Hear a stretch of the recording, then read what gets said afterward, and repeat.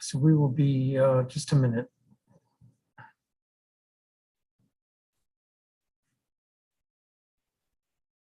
You're all set.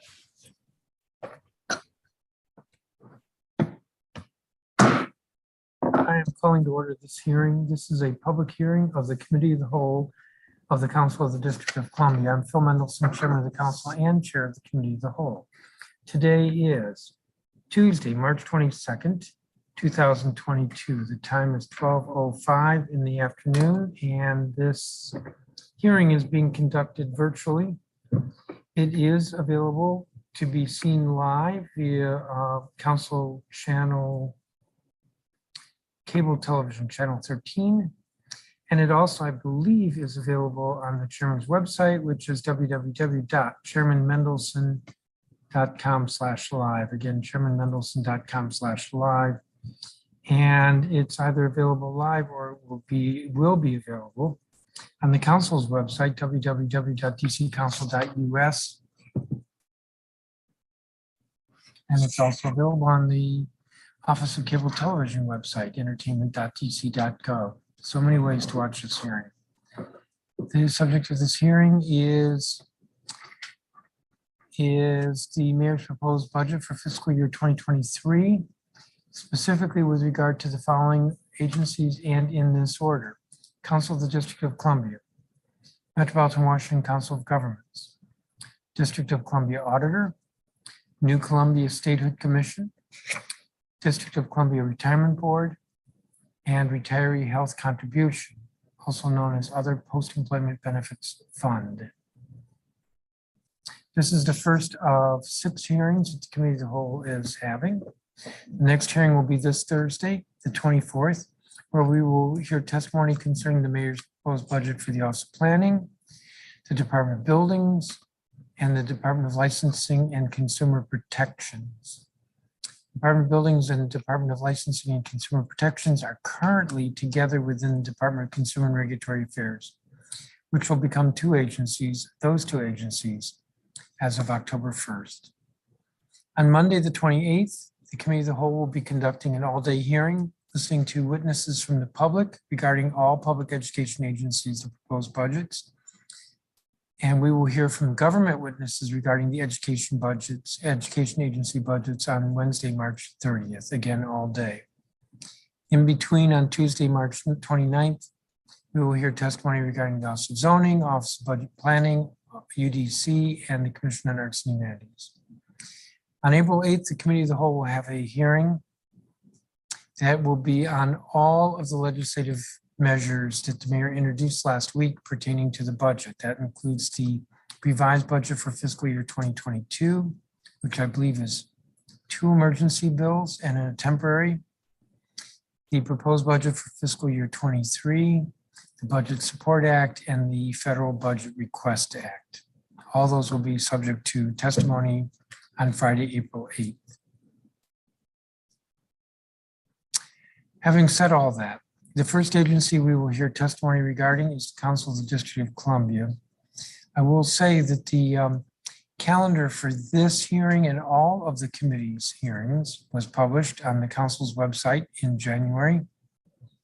And I view these hearings as not only an opportunity for me as the chair of the Committee of the Whole to better understand the agency requests, but also to afford the public an opportunity to testify.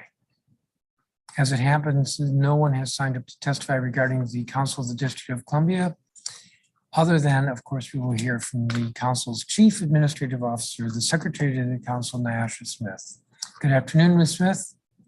And when you're ready, and then I have, I think, about 17 questions, maybe it's 27 questions. It better not be. Good afternoon, Mr. Chairman. So let's just hope that my dog does not go crazy while I testify for the next few minutes. She's been a little bit antsy this morning. I think she thinks I'm getting ready to leave her. So let's cross our fingers that we don't get disturbed. Good afternoon, Chairman Mendelson and members of the council. I respectfully submit testimony on the fiscal year 2023 budget for the Council of the District of Columbia. For the last 2 years, we've been tremendously challenged by the COVID-19 pandemic and the economic turmoil and life devastation that it brought. In March of 2020, no one, including myself, could have imagined that we would be in this position 2 years later. However, as we climb out of this valley, there's so much to be thankful for, and even much more to look forward to, as I believe we're on the brink of transformational change, one that's centered on access. Internally, we've transitioned our entire workforce to telework and re-engineered our processes to virtual and electronic. We're placing value on delivering quality and proficiency as opposed to quantity. And I strongly believe that we are empowering our workforce by focusing on the employee as a whole person, by supporting true work-life balance. If managed carefully and consistently, our transition to a hybrid workplace as a permanent option could give us a competitive edge in the marketplace, which will definitely lead to real impact for district residents. We'll be able to attract talent that otherwise may lean toward the private sector. And we will also be able to have a greater presence in the community rather than funneling all our activity around the Wilson Building. Our challenge here, Mr. Chairman, is to avoid falling back into what's familiar and quote unquote normal, and reverting to the myopic view of city services as being centered downtown at City Hall. Outwardly facing, we've seen an increased level of community engagement that has far surpassed anything in our recent history.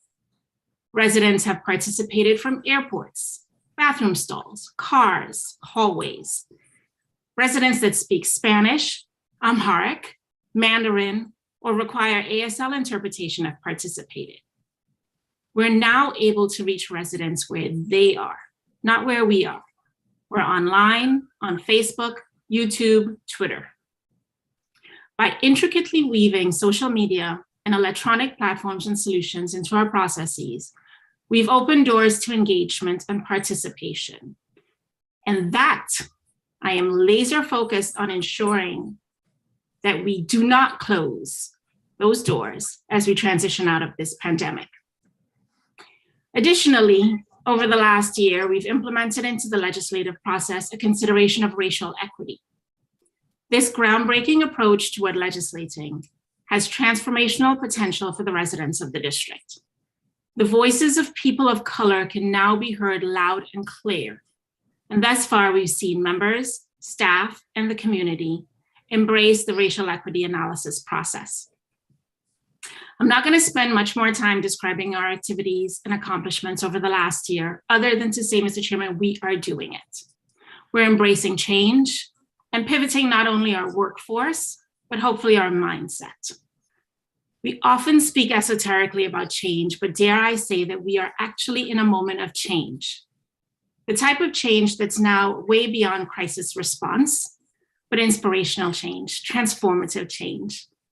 I'm excited to be in this unique position in time, in history, and in my position at the council, because I believe we are actually poised to shape our future.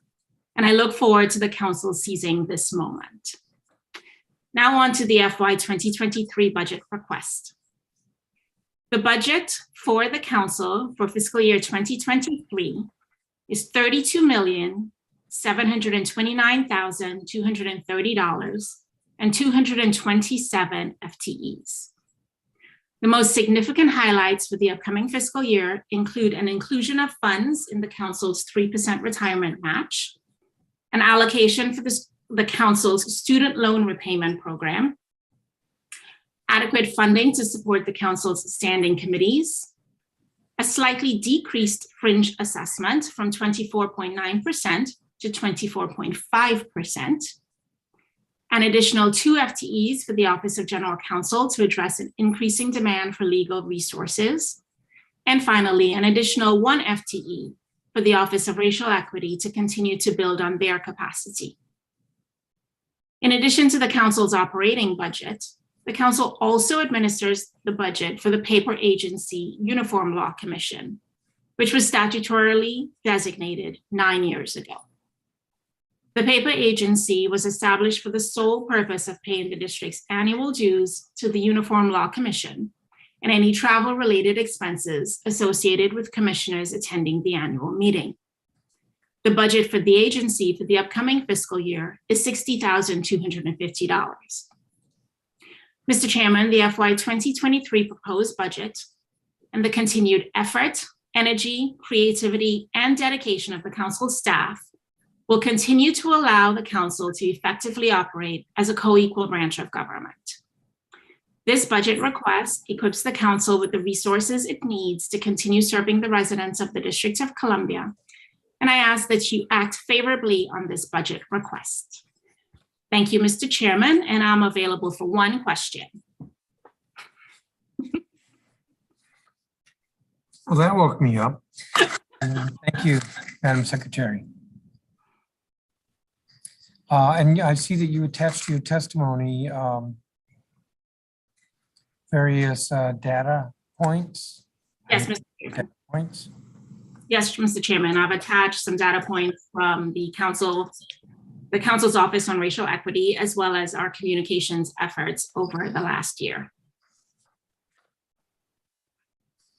All right, and this testimony will be posted online. Let me ask you several questions. First, I think I know the answer to this, but did you submit our budget to the mayor, our budget request to the mayor? Is the budget that we have what we submitted? Yes, Mr. Chairman. And if I remember correctly, the proposed budget shows an increase of 13 FTEs. That's correct. In your statement, you mentioned 3. So where are the other 10? Is that spread between members and committees, or structure could change?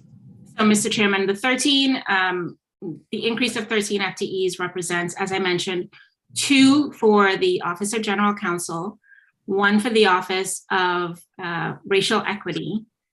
I have 8 reserved should there be any changes in council structure during the next fiscal year.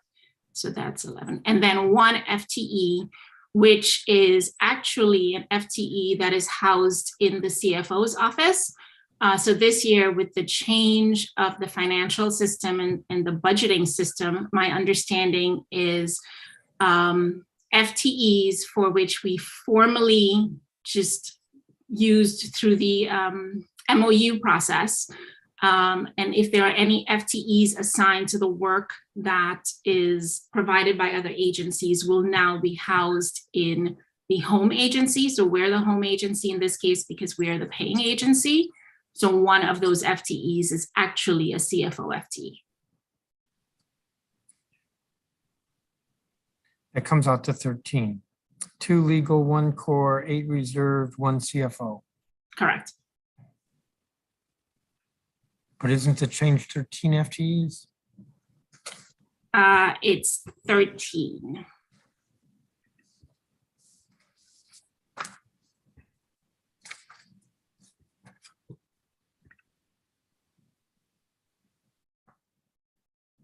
Two legal, general counsel's office, 1 core, that's 3, 8 reserved for committee reorganization. That brings us to 11, 1 CFO, that brings us to 12.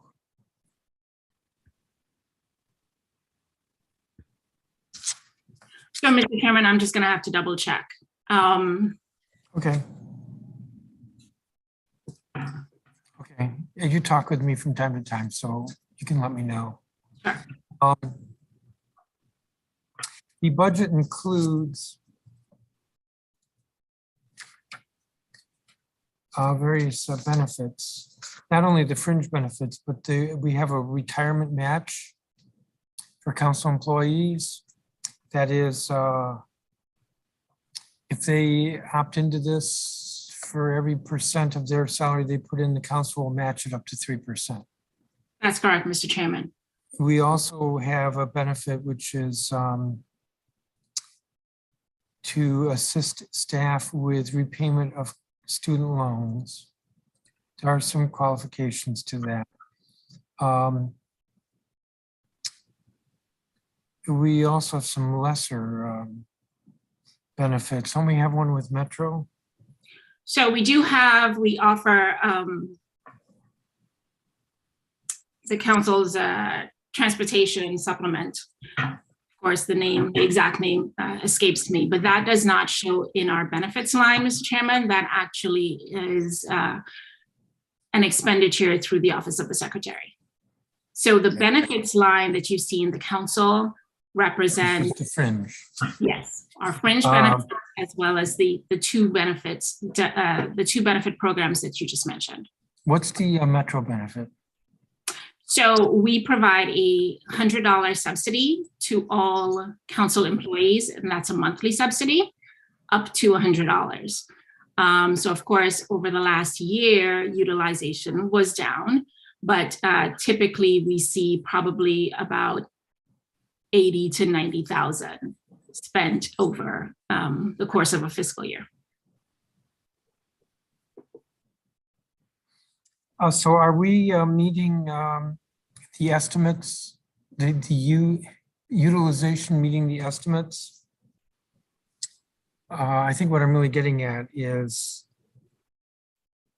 to what extent could council staff be more greatly taking advantage of these programs? I definitely think that there is room for expansion within both the student loan program as well as the retirement match, especially the retirement match. The student loan program actually has a very small pool of employees participating. It's probably less than 30. And hopefully as time goes on, we'll see more participation in that program. But the retirement match, we have less than 50% of our employees participating. And I would say this is free money, council employees. So please take advantage of that program. As the chairman mentioned, the council will match up to 3% of any funds that you dedicate toward your retirement. What about Metro subsidy? What's the participation there? I would have to get back to you on the exact numbers. I know I have it in my email right now, but I think we're looking at about 100 employees participating. But I can get back to you with the exact numbers. So that's roughly half of the FTEs. Correct.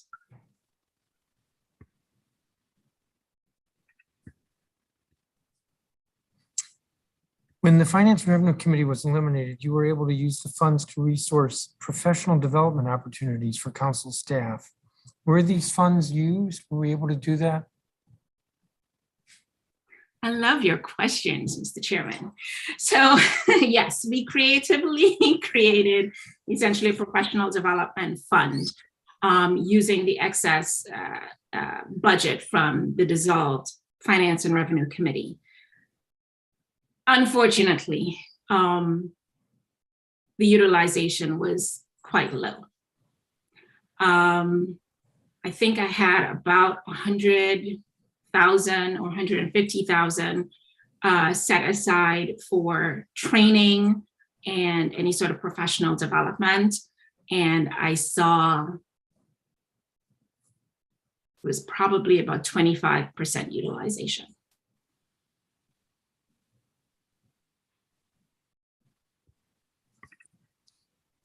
In terms of professional development opportunities, do you think that our budget has in it what we need? You know, it contemplates utilization rate. Yes, it does.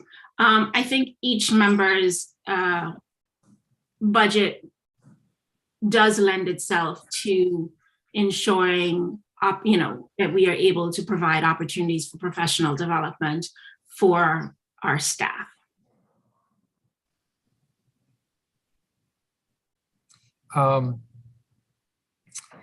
The council adopted legislation a year ago establishing an ombudsman for children. Would that have been budgeted through the council, meaning not the appropriation process, but as the agency? No, Mr. Chairman, it's a separate agency. It's a distinct independent agency that is apart from the council. Okay.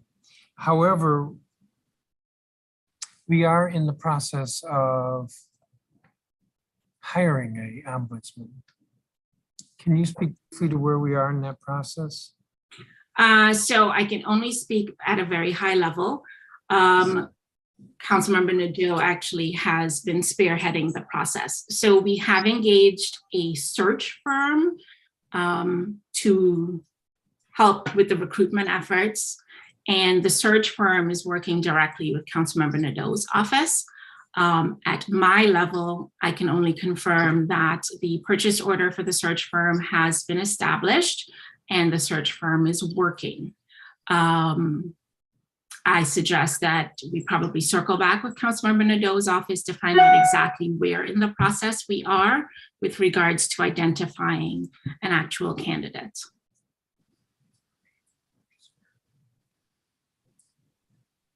Just a moment.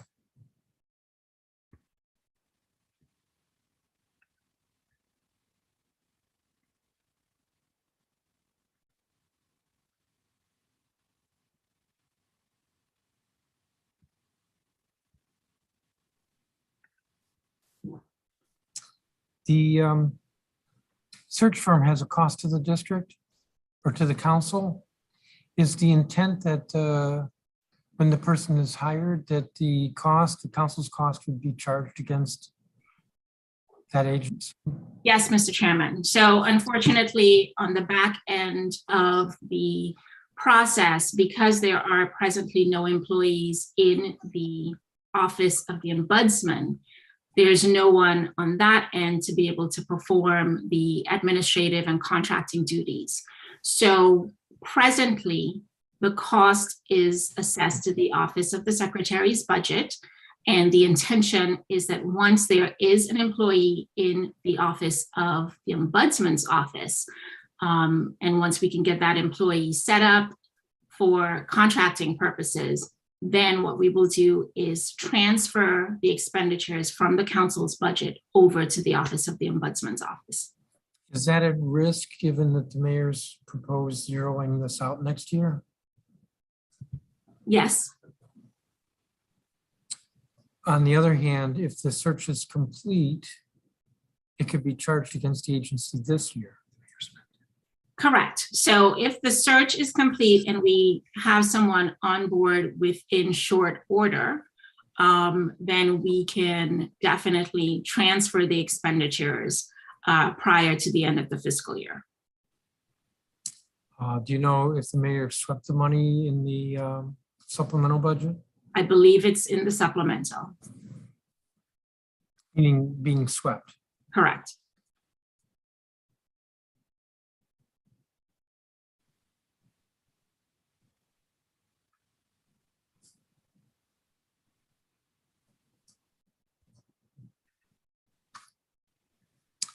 I want to ask a question that's general to all 13 council offices, and that is, are the offices utilizing all of their PS dollars for PS purposes? No. I think I'll leave it there. Like you get uncomfortable if one starts to press you with regard to specific members, so I'll leave it there. Thank you, Mr. Chairman. I appreciate that.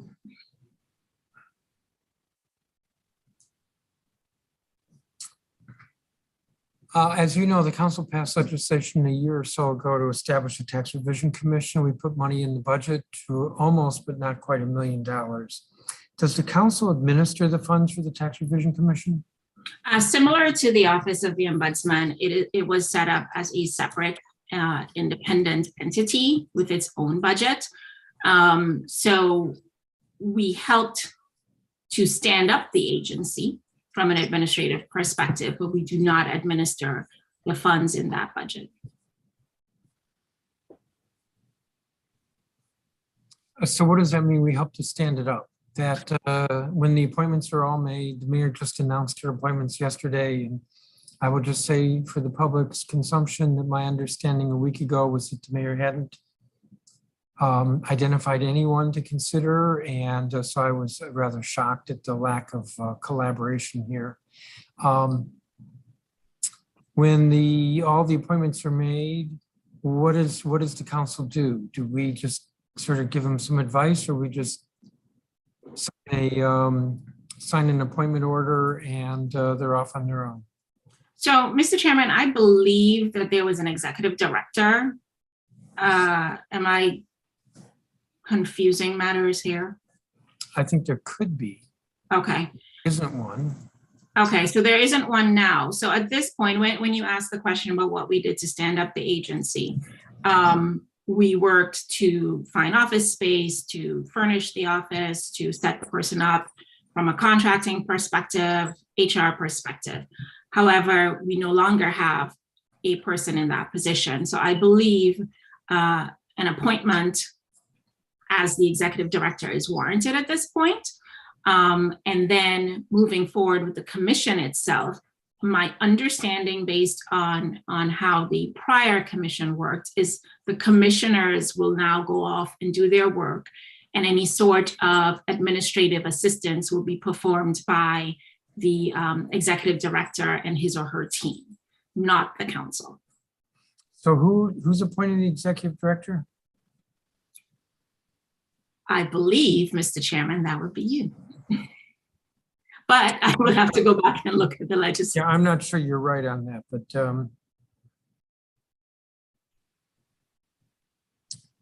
the fact that I'm posing the question means that we need to find the answer. I don't believe it's me. Yeah, I definitely will have to go back and see what revisions were made in last year's legislation. Give me just a second.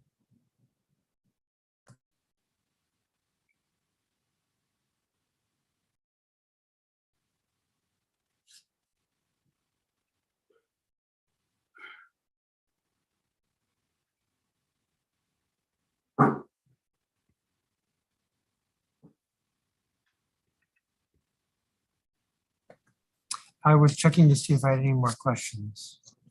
Mr. Kraft said he had about 50 more, but I talked him out of it. So I know you like the question. Let me just provide for you, as I mentioned, you asked the question about the Metro benefits, and I do have more information at this point. So prior to the pandemic, so we're looking at February 2020, the number of employees enrolled were 116. So that's a little bit more than half. And we were looking at a cost that fiscal year of $52,000.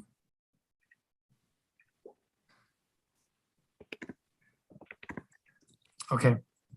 And I expect that once we transition to the hybrid workforce, we will see that number once again increase. The council also provides, don't we provide a subsidy for bike share? We do actually, Mr. Chairman. So I believe we provide a $25 subsidy for the annual membership. If my numbers are correct, I think an annual membership is like $50 or $60.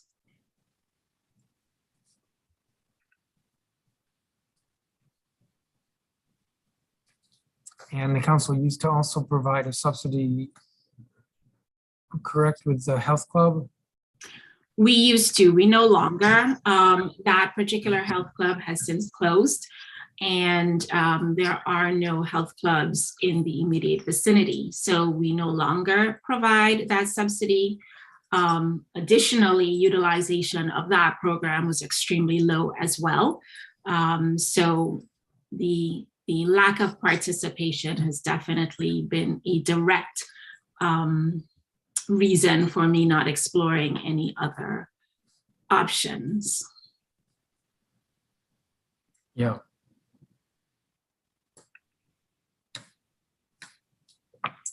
With that, I think you're excused. Well, not, I think you are excused. Thank you, Madam Secretary. Thank you, Mr. Chairman. Thank you for your good work at putting up with, Chairman, and all the work that you do on behalf of the council. Thank you. Thank you, Mr. Chairman. You're excused. We're now going to turn to the Metropolitan Washington Council of Governments, and we have Chuck Bean, who is the Executive Director.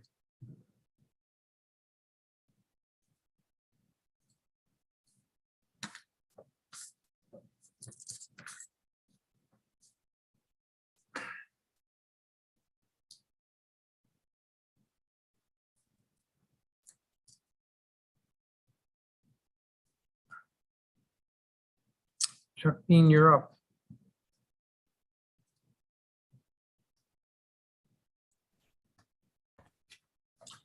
Thank you, Mr. Chairman. Good afternoon, and when you're ready, please begin. Thank you. Good afternoon, Chairman Mendelson. I'm pleased to discuss the role of the Metropolitan Washington Council of Governments in moving the region forward during the past year and our goals for the upcoming year in the context of this budget oversight hearing.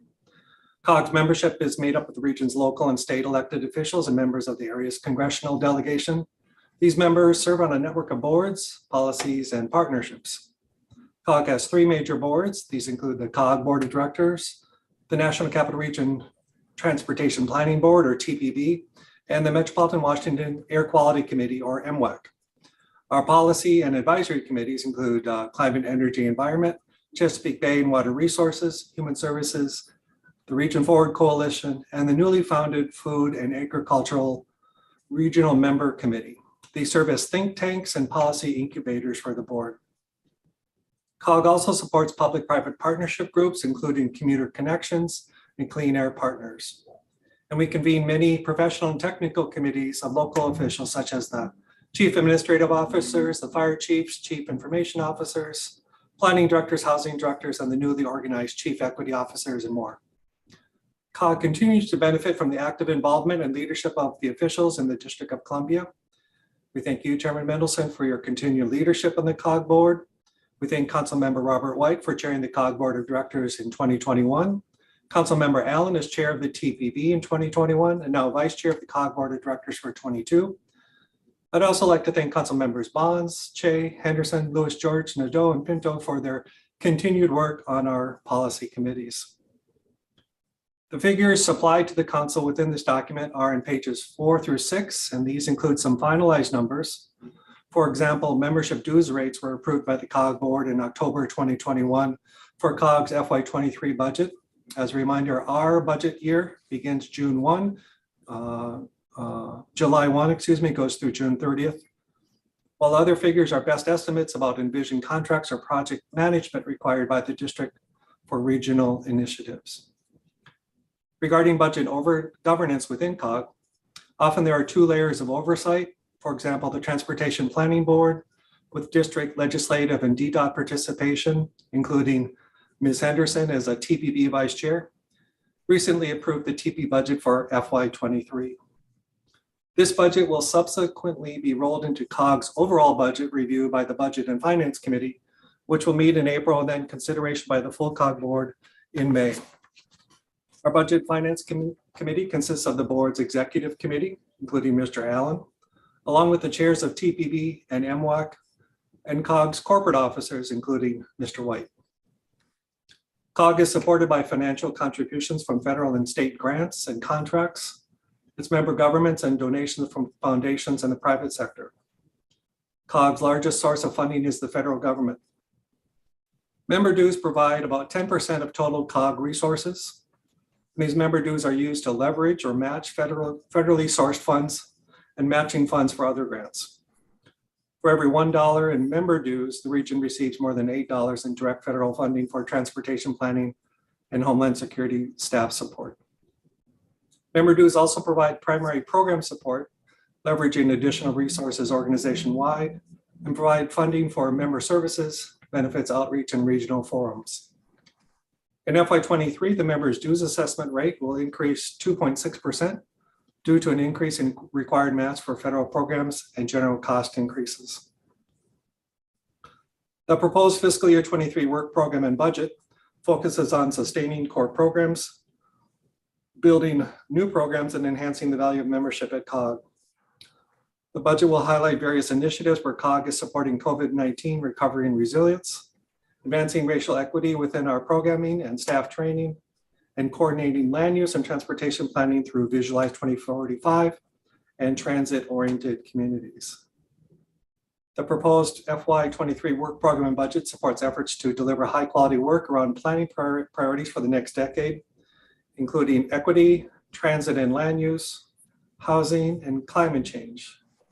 These four things together form Region United, a metropolitan Washington planning framework for 2030, as well as supporting local efforts to provide a well-managed and maintained regional transportation system with a broad range of transportation choices, provide residents with cleaner water, air, and land, and embrace energy efficiency and renewable energy use to help meet or exceed federal and state requirements and local and regional goals.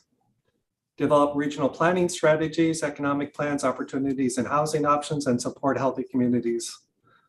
Support coordinated planning and emergency response for a safe, secure, and resilient region. Additional core programs, including government relations and member services, communications, human resources, and legal services, retain and recruit talented staff to support COG's initiatives, and the more than 1,500 members and stakeholders participate in COG on a monthly basis. Throughout FY23, COG will continue to work to support the COG board and our member jurisdictions in advancing racial equity within their local government policies and practices. This is supported in part by the Chief Equity Officers Committee. Dr. McClure is a co-chair of that committee. And COG will continue our work with GARE, the Government Alliance on Race and Equity.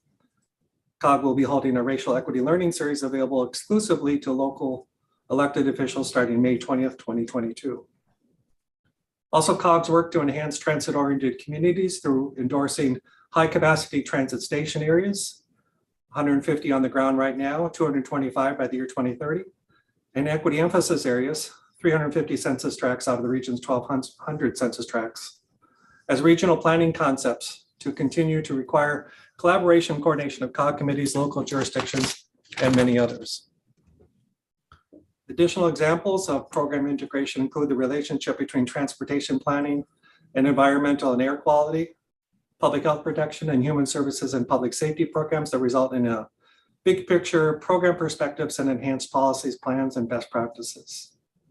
Programs, partnerships, expert analysis, plans, strategies, and exchange of ideas at COG help its government partners lead more effectively in their home jurisdictions. While COG is incorporated as an independent 501c3 organization, we are pleased to testify today among this panel of district agencies. Thank you for the opportunity to summarize the important work we do at COG for the District of Columbia and the whole region. The district's participation in COG and as a leader in our region is a vital part of our ongoing work. My written testimony also details a breakdown of district dues and contributions to COG funds and programs. These are detailed on pages 4, 5, and 6. And I'd be happy to answer any questions. Thank you, Mr. Chairman. Thank you, Mr. Bean. So our annual membership dues assessment has increased slightly by about $38,000. Yes, $38,000. Is that just an inflationary increase, or although you have it attached, but Yes, dues rates are set by the COG Board of Directors. Last fiscal year, that rate went down ½ cent. This current fiscal year, the board has upped it by 2 cents from 0.77 to 0.79. So dues would be a combination of the dues rate and a per capita assessment. The delta, as you said, is about 38,000 this year.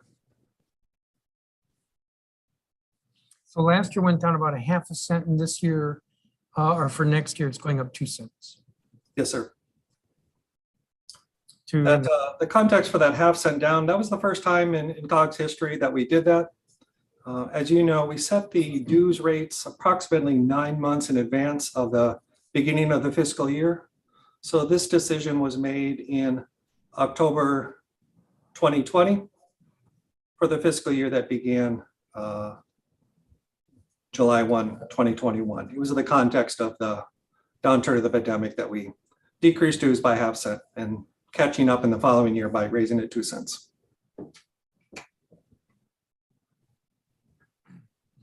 Last year, the council added $40,000 to the budget for COG, for our contribution to COG, for the Agriculture Regional Member Program.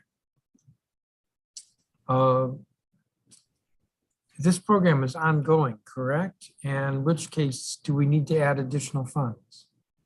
The request from the District of Columbia for FY23 is $35,000 for the Food and Agricultural Regional Member Fund. Past contributions, I would say, would be a startup, pilot, or antecedent to a permanent fund. Permanent fund was approved by the COG board last October along with the dues rate.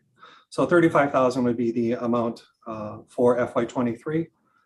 And as you know, Mr. Chairman, the development of this focus on food security was championed by Councilmember Che from the district, Craig Rice from Montgomery County, John Staley from the city of Fairfax, and considered by the COG board at the retreat in 2021, then approved by the COG board in October of this year. Excuse me, October of 2021 for permanent. Yeah, so I don't believe the 35,000 is reflected in our in the mayor's proposed budget. But that's for us to look at. What is included though is an addition of $577,846 for the Regional Public Safety Fund. Does that sound right to you? Yes, what we have estimated for the regional public safety projects, I think that's what that refers to.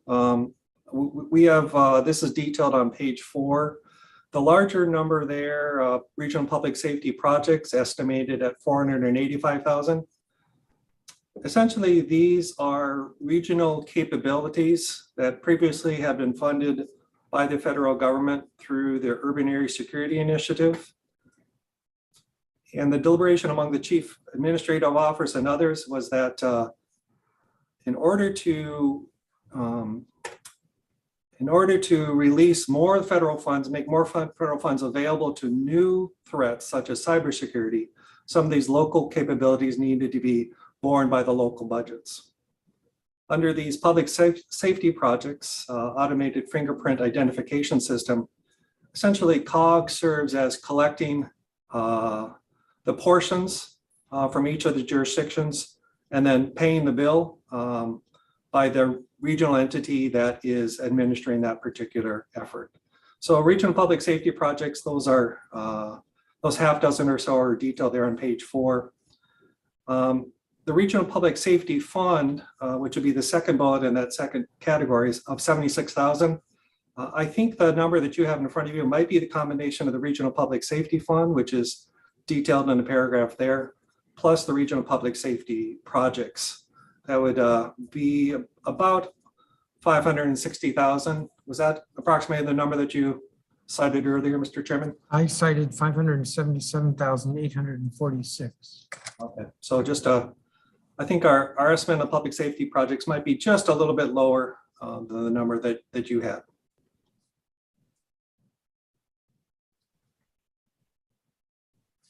Give me just a second. Yes, sir.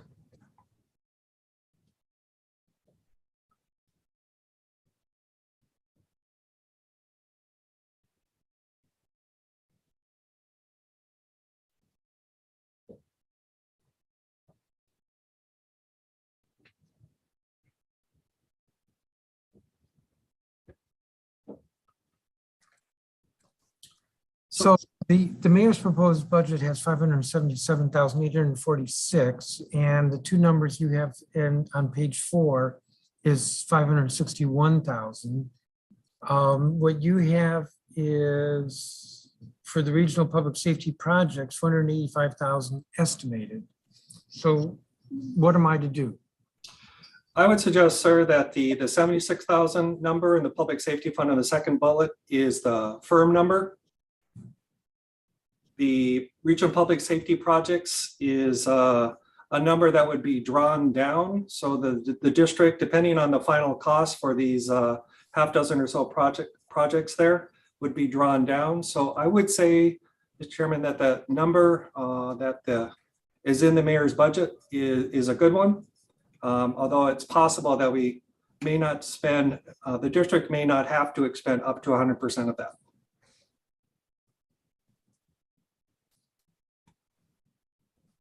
Okay.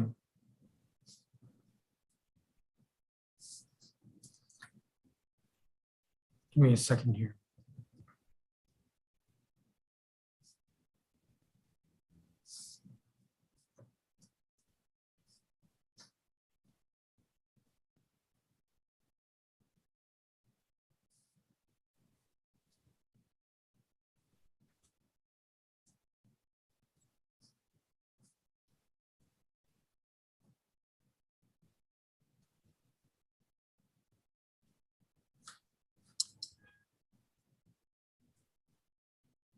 Well, I think the question is, do we leave 577, 846, which is a little bit more than what you have on page 4 of your testimony, and add to it $35,000 for farm?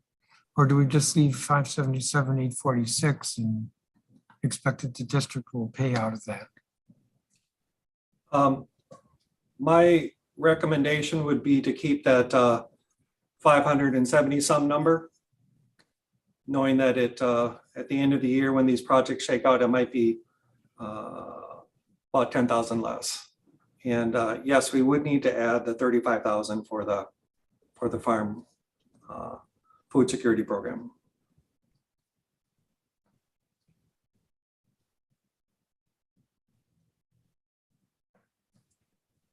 Give me just a second.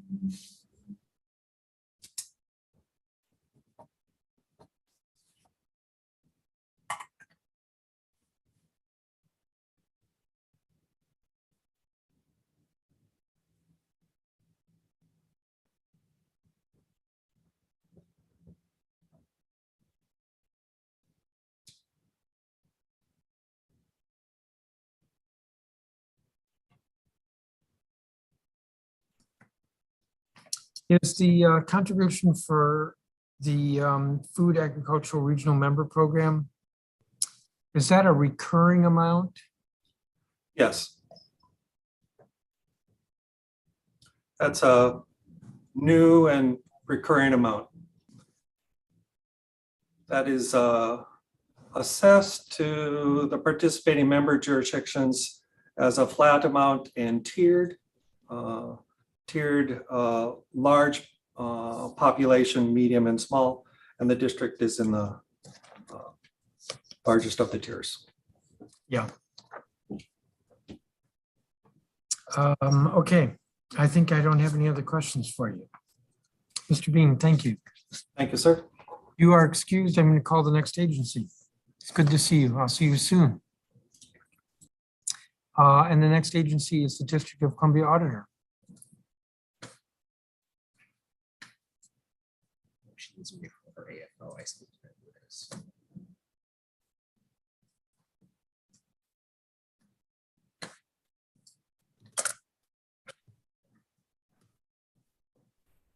Ms. Patterson, do you want us to also admit your agency fiscal officer? No, I think I'm fine. Thank you. Well, that, If he's seeking admission, absolutely. I don't know. I don't believe so. Okay, when you're ready, why don't you begin?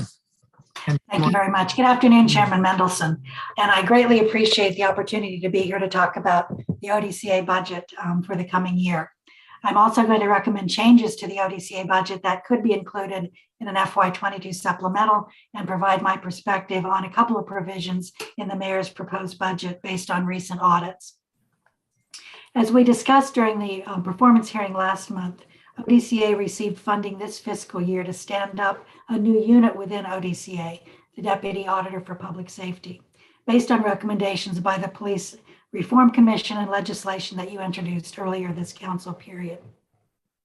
According to my agency fiscal officer, that includes $755,000 in personal services funding in anticipation of beginning to hire for the unit. Because of the timing and the fact that the legislation will not likely be enacted until later this year, I would recommend reserving funding for the salary for the new deputy auditor for at least the fourth quarter of FY22, and considering a transfer of the bulk of the personal services dollars in the supplemental budget, assuming that there are priority items to which you and colleagues would want to put that funding. And my recommendation in response to the question that you raised during the performance hearing would be to reallocate $700,000 from ODCA's personal services budget for FY22. The mayor's proposed FY23 budget submitted to the council last week included the full funding amount ODCA had requested through the council's Office of the Secretary, or 7.676 million, and a total of 40 FTEs. This would cover what I had estimated as full year funding for a new deputy auditor for public safety, to include 8 professional staff members, in addition to the deputy auditor, an audit supervisor, senior auditor, senior analyst, senior investigator, and 4 auditor analysts.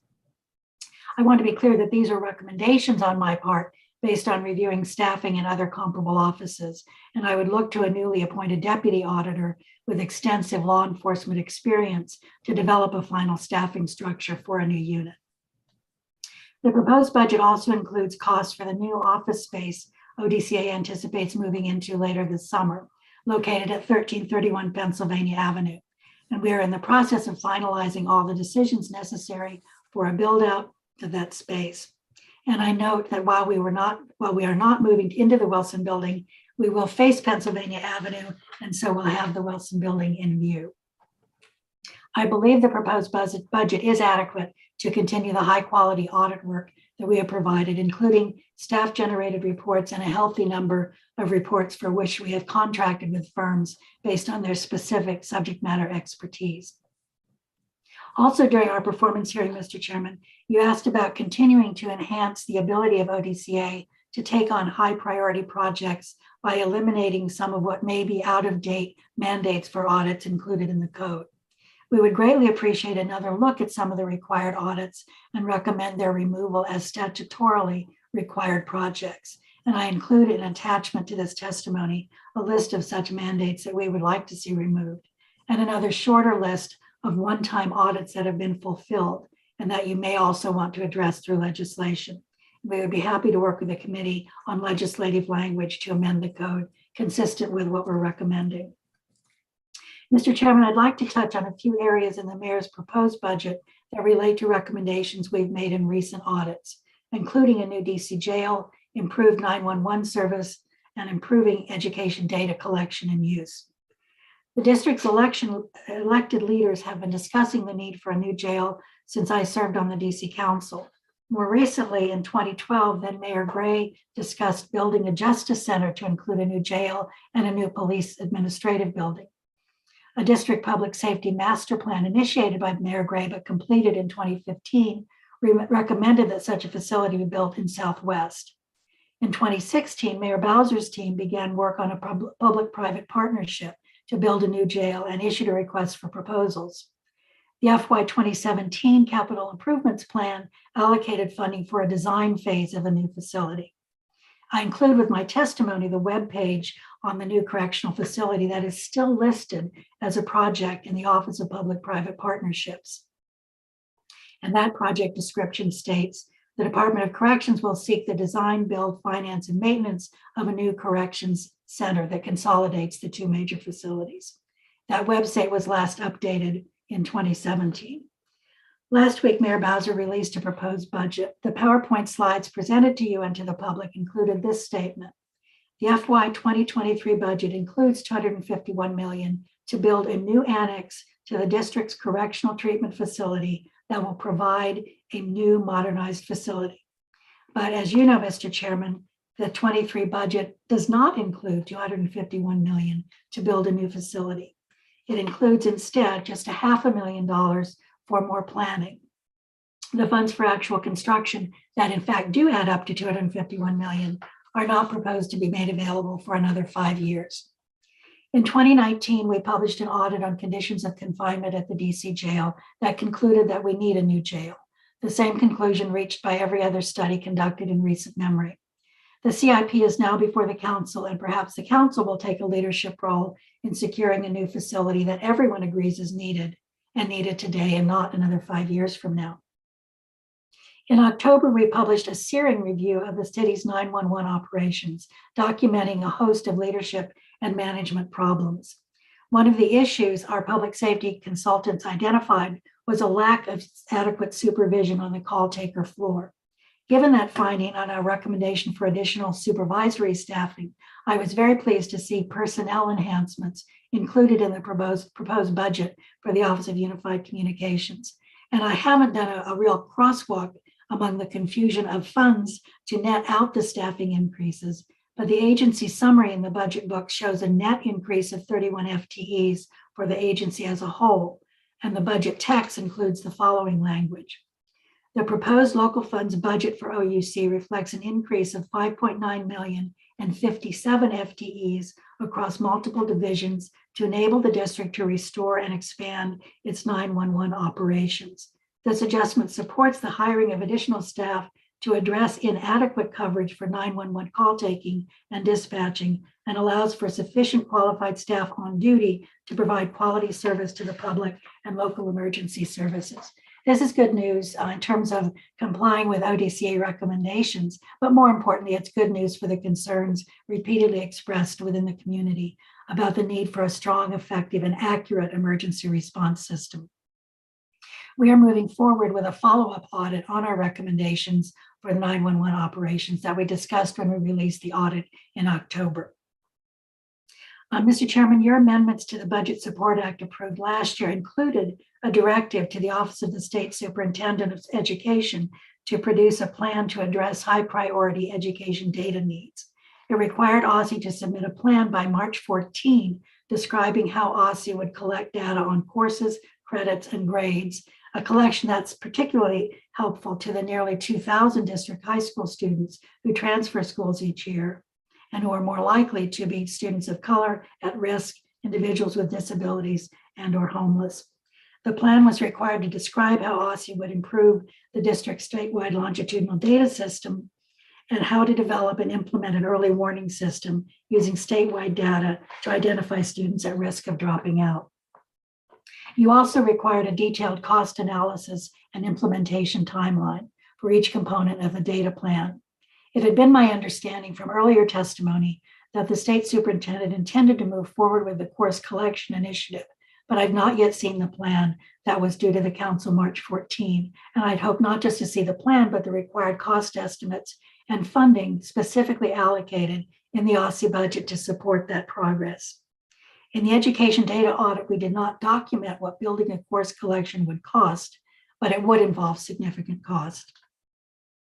Because OSSE received a 15% budget increase in this fiscal year, and in addition has received significant amounts of federal COVID funding, it seemed reasonable that they might move forward on the course collection this year. If that is not currently in the works, and as you consider your own priorities for the FY 2022 supplemental, I would recommend pursuing these ongoing data issues with the OSSE leadership when the agency is before the committee. And I would also recommend providing any additional funds necessary in the FY 2022 budget. If that does not prove feasible, I would recommend providing and earmarking necessary funding in the fiscal 2023 budget. And I think, as I already mentioned, I know where you can find at least $700,000 in the current year budget. I would like to close by reviewing some of the work we will be completing in the remainder of this fiscal year. We recently signed a new contract with RSM for our next school modernization audit that will look at what happens at a modernized school after the ribbon cutting, focusing on Roosevelt High School. They will review contracts with prime and subcontractors and the maintenance management system data from the date of project completion through January of this year, covering provisions of the warranties and equipment manuals across disciplines that include roofing, plumbing, HVAC, and electrical. We've been considering this kind of after-action audit for some time based on our earlier audits, but also based on council member and community concerns across schools, rec center, and library modernizations. While this will be looking closely at one school, where there have been issues with new systems, it is our hope that this will help identify ways that the district can improve the accountability for its construction projects much more broadly. We're completing negotiations on an audit to look at the district spending of the first major COVID funding from the CARES Act with a CPA firm in New York with extensive experience in COVID audits. Our in-house work will include publishing the first of several reports from our legislative audit on the implementation of the NEAR Act. The first report will cover the Pathways Program, the Office of Neighborhood Safety and Engagement's Violence Interrupters Program, and the Hospital Violence Interruption Program. Subsequent reports will cover the other major elements of that landmark legislation. Another audit team is completing the fieldwork on a project on police termination cases that follows up on the settlements and judgments report we issued a couple of years ago. That report found that the Metropolitan Police Department really leads other agencies in the dollar amounts of settlements and judgments in personnel cases. We're in the fieldwork phase of a review of the legislative requirements for our own independent Department of Forensic Sciences and the extent to which those requirements of the legislation have been met. We're also looking at how the district's nursing homes fared during COVID. We're auditing the Department of Transportation's work on Vision Zero in large measure in response to repeated community requests, and we've initiated a performance audit on the Department of Health's Office of Health Equity. Mr. Chairman, that concludes my testimony, and I would be happy to answer any questions. Thank you very much. Thank you. Give me just a second here.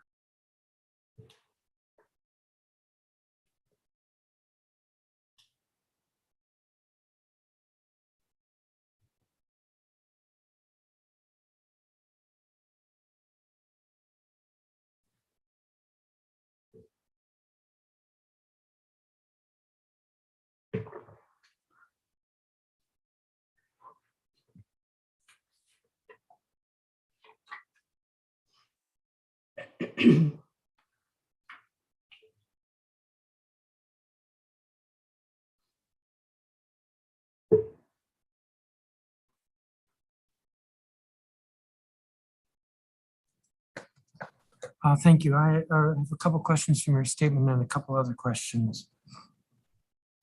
What you're doing with Roosevelt. So you are hiring somebody to look at I'm going to say the conditions at Roosevelt following the modernization, whether the warranties were applied or used, whether problems, if any, existed, and so forth. So when will that audit be done? We hope it will be done this fiscal year, by the fall.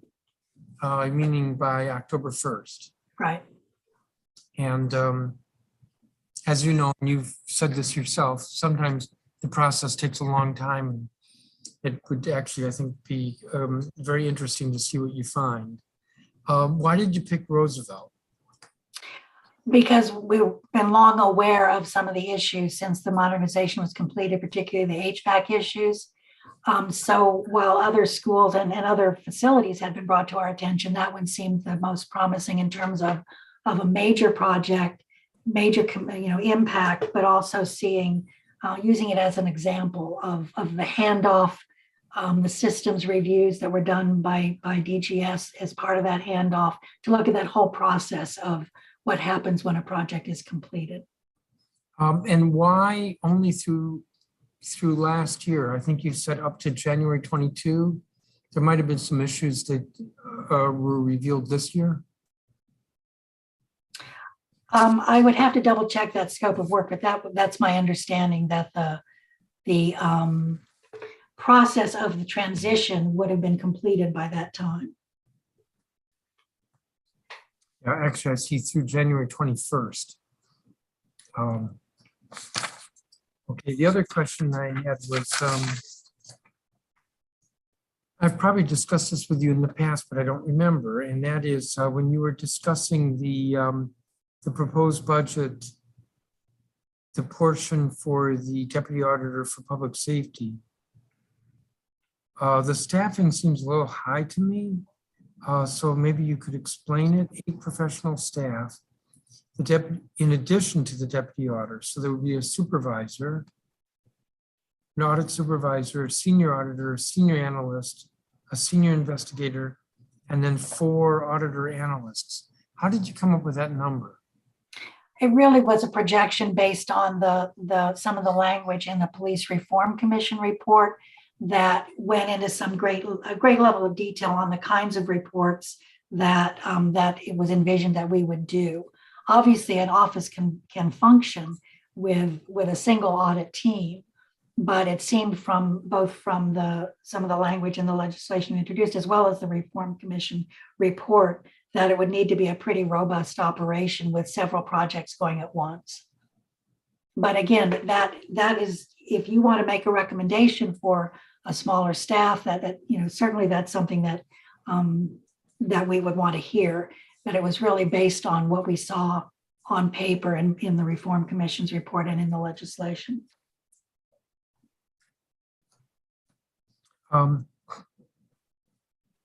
have a question here. What's the status of implementation of the Deputy Auditor for Public Safety? Is the status that not much is happening because the council hasn't passed the legislation? Right. We have not. I've done some research on search firms and I know who I want to send an RFP for to hire a search firm, but we haven't proceeded on anything like that. The one very specific step we have taken is seeking to provide space for the new unit, given that we are ourselves moving into a new office space. It seemed prudent. It seemed like the council was moving in the direction of wanting us to do this, given that you provided the funding in the current fiscal year. Correct. And I'm optimistic that the legislation will pass. And again, you have provided the funding. I mean, it would, because it is a dollars kind of issue, as well as a directive that is presented in legislation. You could also consider doing it as a Budget Support Act piece, but that's just up to you, obviously, you and your colleagues to decide. Correct. I sent an email to all the members yesterday telling them that we're not going to move permanent legislation in the Budget Support Act. Fair enough. Do you expect the unused funds, if we don't reallocate the unused funds for the Deputy Auditor for Public Safety, do you expect them to drop into the Audit Engagement Fund at the end of the fiscal year? Yeah. And if I remember correctly, in your statement, you said it's about 700,000? Yeah. It's 755,000 to sort of preserve some of that in the hopes that we can hire someone the fourth quarter. I would leave that 55 in personal services.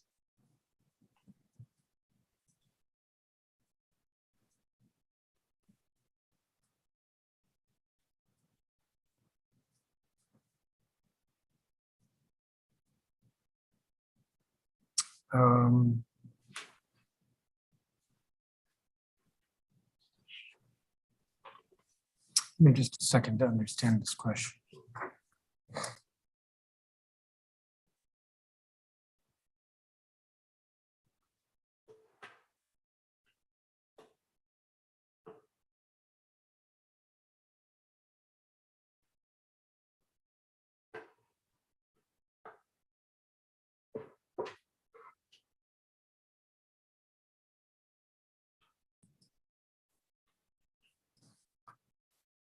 My understanding is that the mayor's proposed budget has an increase of almost $600,000 for the Deputy Auditor for Public Safety for fiscal year 23. Is that because it's full year and what we budgeted for this year was partial year? Right.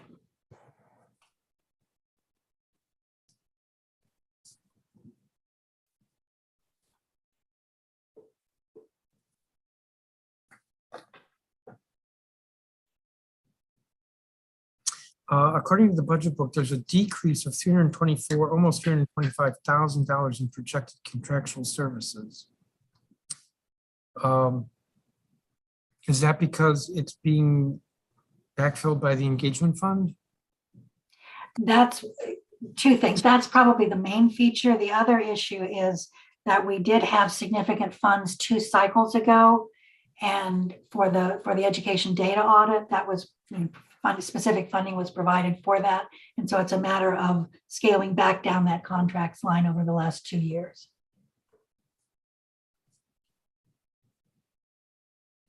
So that was in, you said 2 years ago, so that was in fiscal year 21? I believe fiscal year 20. Okay, But again, and then following that, the engagement fund got implemented. And so we carried over. And so there was an actual reduction and the carryover. Those are the two factors.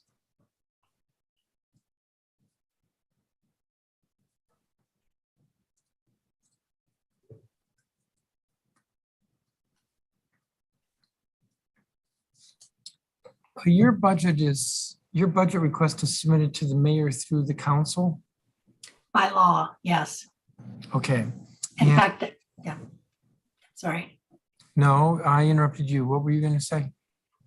I was reminded of this by your exchange with the secretary to the council, because there is a provision in the code that says the budgets for the council, the Office of the DC Auditor, and the Office of Advisory Neighborhood Commissions is submitted to the mayor through the council, and then the mayor submits it as part of the mayor's budget with recommendations, but without fiddling with it. And I know it has been tradition for the council's own budget not to be altered by the mayor, but this provision in the code would indicate that what the council submits for the Office of the Auditor and for the Office of ANCs is supposed to stay consistent with what the council requests. And so I was wondering if you might want to give thought to any other legislative units that are created might be added to that list. For example, the ombudsperson, for example, if there's a budget commission, entities like that. Department of Buildings. Maybe that's going a little further than what you were saying. It is worth thinking about. So the budget that the mayor's proposed submitted to the council does reflect your request. It's Yes. there were no enhancement requests that were not met. Correct.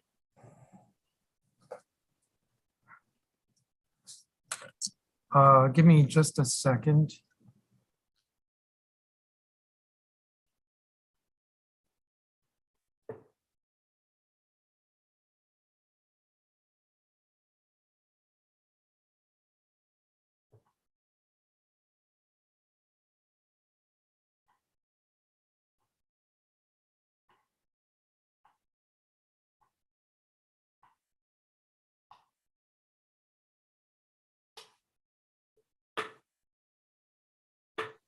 I do not have any further questions for you at this time. I do owe you a phone call. I think there are a couple of things we need to be discussing, and I think you reached out, so Right. I want to acknowledge that. Thank you. You're excused, and I'm going to turn to the next agency. Thank you, Mr. Chairman. Thank you, Justice Strauss. So the next agency is the Statehood Commission, the New Columbia Statehood Commission.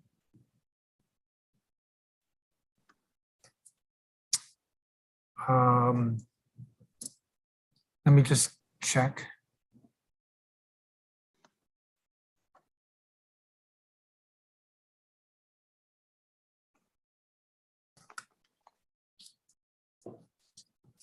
My understanding, Senator Strauss, is that the delegation is being represented by you. That is correct. The commission, in fact, as I understand the hearing. And so with the mayor off running the city and with you chairing the hearing, it falls to me pursuant to section 2.3 of the commission's bylaws to present the proposed budget for the New Columbia Statehood Commission for fiscal year 2023. The proposed fiscal. Hold on a second. Sorry. Now, I don't have a copy of your statement. I don't have a copy of your statement. I was just handed that. Okay, why don't you proceed? Thank you very much, Mr. Chairman.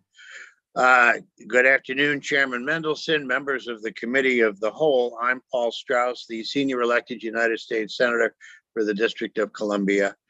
and in accordance with Section 2.3 of the Commission's bylaws. It is my privilege to present the proposed budget for the new Columbia Statehood Commission for fiscal year 2023. The proposed fiscal year 2023 budget under the jurisdiction of the new Columbia Statehood Commission is $247,763, consisting of approximately $184,000 in personnel services assigned to the Office of Statehood Delegation and $64,000 in non-personnel services to fund statehood initiatives subject to the allocation by the new Columbia Statehood Commission. The FY23 budget proposal includes a net increase of $20,355 in the OSD personnel program to align with the personnel services budget, but a net decrease of $13,584 in proposed to cut the other programs that primarily align the budget for non-personnel services. The Commission's budget that was submitted to the Council reflects no change from the FY 2023 approved budget that was approved by the Executive. All of the revenue sources are from local appropriated or donated funds. Consistent with the federal appropriation statute, no federal funds are allocated to statehood initiatives or the new Columbia Statehood Commission. In addition to the appropriated funds provided through this process, the new Columbia Statehood Commission has the discretion to allocate donated funds to enhance or supplement programs which require additional support, as well as provide discretionary funds pursuant to DC Code Section 1-129.32. The Commission has a meeting scheduled later this week to adopt the fiscal year 2022 spending plan and to consider other programming ideas. Funds budgeted by the new Columbia Statehood Commission are designed for the purposes of educating, advocating, and promoting the proposition of statehood and voting rights for the District of Columbia to DC residents, as well as taking that message to the citizens of the 50 United States and presenting our lack of voting rights and political equality to the international community. The Commission members, including the mayor, yourself, and the congressional delegation members, have also been raising the issue in national media and in some cases international as well. We anticipate that the Commission will continue to maintain funds for our successful 51 Stars Celebrity Endorsement Program, Senator Brown's increasingly popular internet radio show, as well as continued support for activities and travel to targeted states by Representative Adeoye Owelewa, who, in addition to advocacy with multiple U.S. House members, has put his skills as a healthcare professional to work during the unprecedented public health emergency. And in particular, I want to highlight some of the work that Representative Owelewa has done, particularly in the targeted state of West Virginia. And I do want to clarify a statement I made at our recent oversight hearing when I pointed out that on his most recent trip, he met with the state's lone African-American member of the state legislature. By singling that elected official out, I was commenting on the lack of diversity in West Virginia as compared to the District of Columbia. But I certainly don't want to leave anybody with the impression that he met with only one individual there. The representative met with numerous elected officials, political and civic leaders. He had numerous media appearances during what, by all accounts, was a very successful trip. And I'm also pleased to announce that thanks in large part to his efforts, the West Virginia House of Delegates has introduced HER 86, a resolution which will proclaim and declare support for admitting Washington, D.C. into the Union as a state, and to urge the United States Congress and hopefully one particular senator from that state to grant statehood to the people of Washington, D.C. He also did media appearances, including the Hoppy Kercheval radio show, where he discussed D.C. statehood and engaged in direct canvassing efforts in support of that resolution. And so I publicly want to thank him for his efforts, as well as my colleague, Senator Brown. And before I close, also acknowledge our OFRM team, our agency fiscal officer, Paul Blake, and Orshaka Moore from the CFO's office that work probably harder than they ought to make our non-agency function within the parameters of a DC government agency. The proposed FY 2023 budget for non-personnel services reflects an overall reduction in actual NPS spending in prior years from fiscal year 2022. The overall budget does contain a small increase in the aggregate of 2.8%. This may warrant an adjustment at the commission level or through a supplemental as travel and other outreach that were paused during the pandemic are expected to resume. The efforts of the commission, our congressional delegation, and the DC stated movement as a whole has seen a lot of progress over the past year. We continue to look forward to continuing to establish innovative ways to reach out to concerned people and advocate more strongly for DC statehood. And I think despite the modest investment as reflected in this budget, we are getting good results. I'd like to incorporate my testimony that was provided by myself on behalf of the commission at the last performance hearing, which elaborates on our successful statehood initiatives. And of course, I'm prepared to answer any budget questions that you or the committee might have.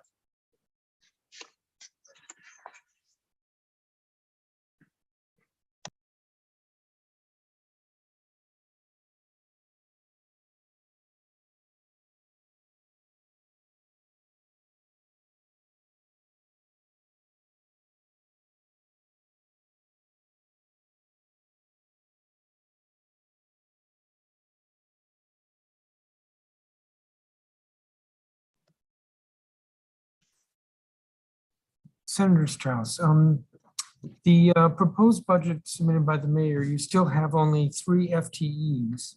At your performance hearing, you mentioned that you have a central executive director.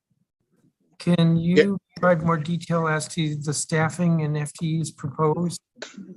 Yes, I think it's more appropriate to look at it as FTE equivalents, but we have an executive director, Anjali Sema, who appears on the books as a legislative assistant, but performs the coordinating functions between the multiple officials, yourself, the executive branch, and acts as the executive director that was contemplated by the statute.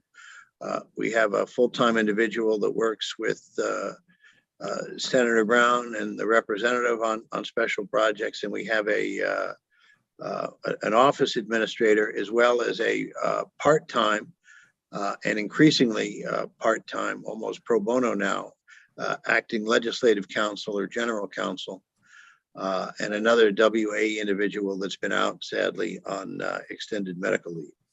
And so one of the things that I think has sort of auto-triggered the increase in personnel spending is that our reliance on some of these part-time folks gets reflected in the budget as if their salary might have been fully annualized.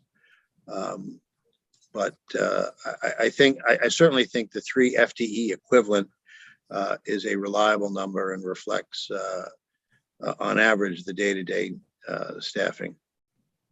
So Angelique Sima is the executive director, and Karen Shulgit is full-time with Senator Brown.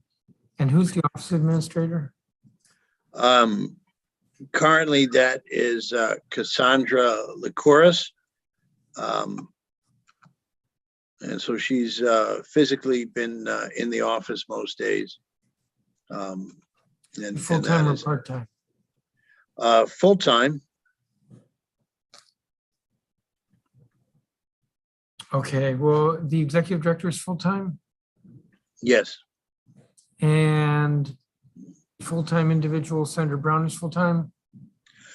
Yes, but I think while she works primarily with Senator Brown, it's important to remember that all of the agency staff serve the delegation as a whole. Sure. But there are certainly the projects that we work on are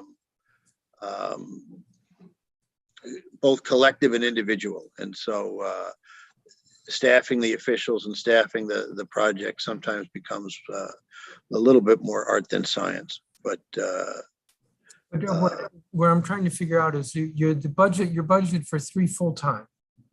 Yes. Or full-time equivalents. That's what FTE is. Yes. And 3, the executive director, the individual Senator Brown and the office administrator. And then you have two more, the part-time legislative council and the WAE.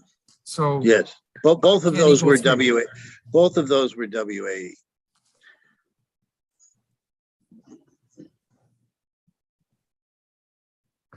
But we, there are moments when some of the full-time individuals, we had one instance in a prior year where one of our full-time individuals was called, for example, on grand jury duty, which is of course a mandatory obligation. And we actually had to pay that person to report to the grand jury out of our budget. And so it's always helpful to have one or two additional part-time positions open in case we need it.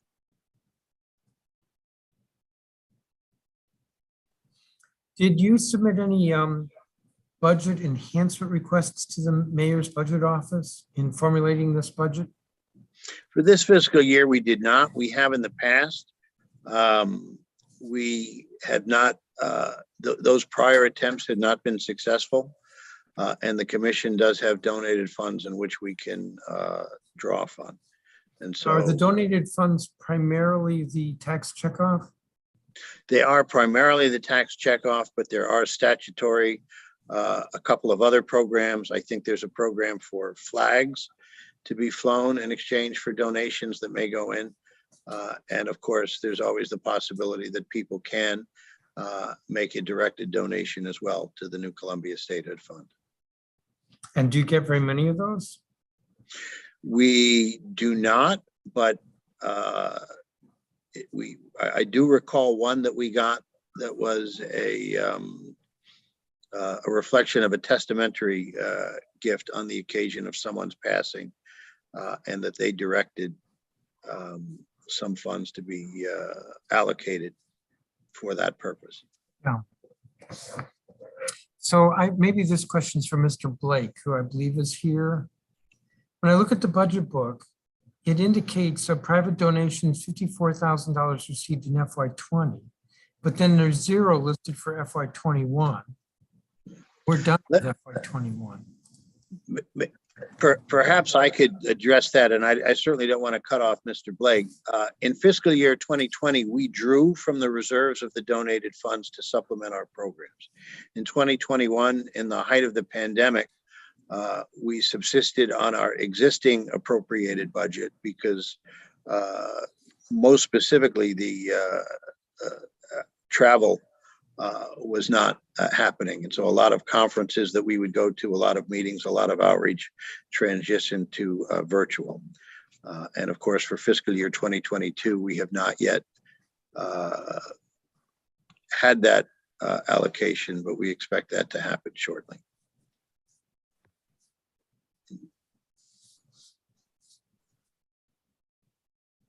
So you didn't draw it on 21, but you do expect to draw on it this year.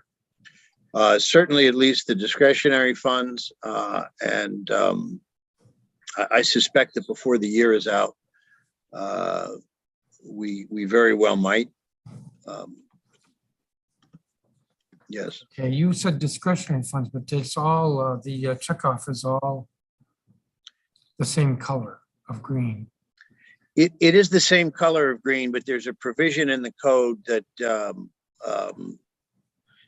for the individual statehood funds, we attempt to make sure that discretionary funds are focused on that, so that there's not, if a member needs to exercise what might otherwise be determined non-discretionary spending, office supplies, et cetera, we generally use the overall allocation budget.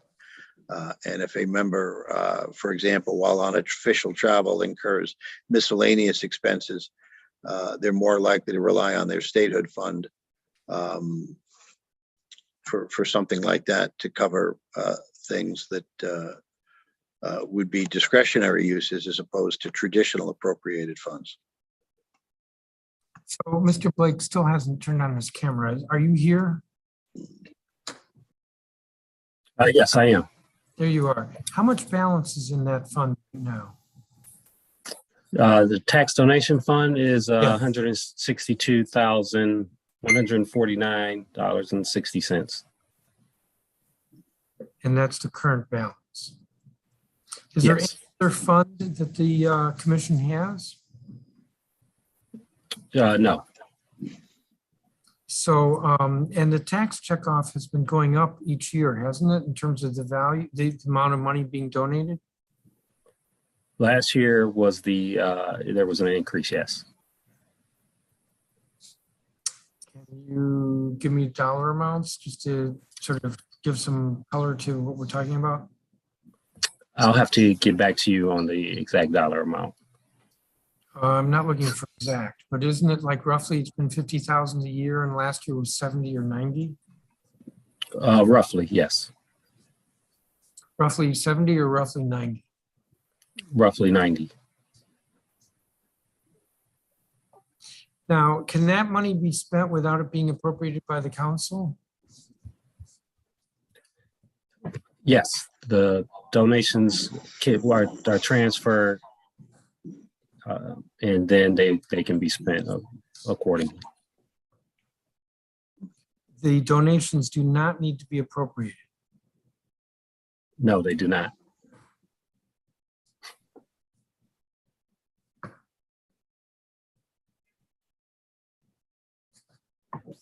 But they do need to be budgeted by the commission itself, don't they? Yes, Yes.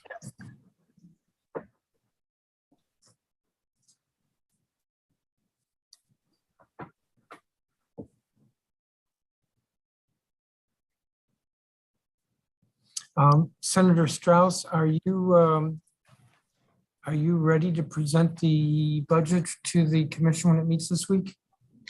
we are. Okay, and that will include some of the tax checkoff money? It will include an authorization to, prior to the end of the fiscal year, draw an allotment of funds up to the discretionary limit set by the statute.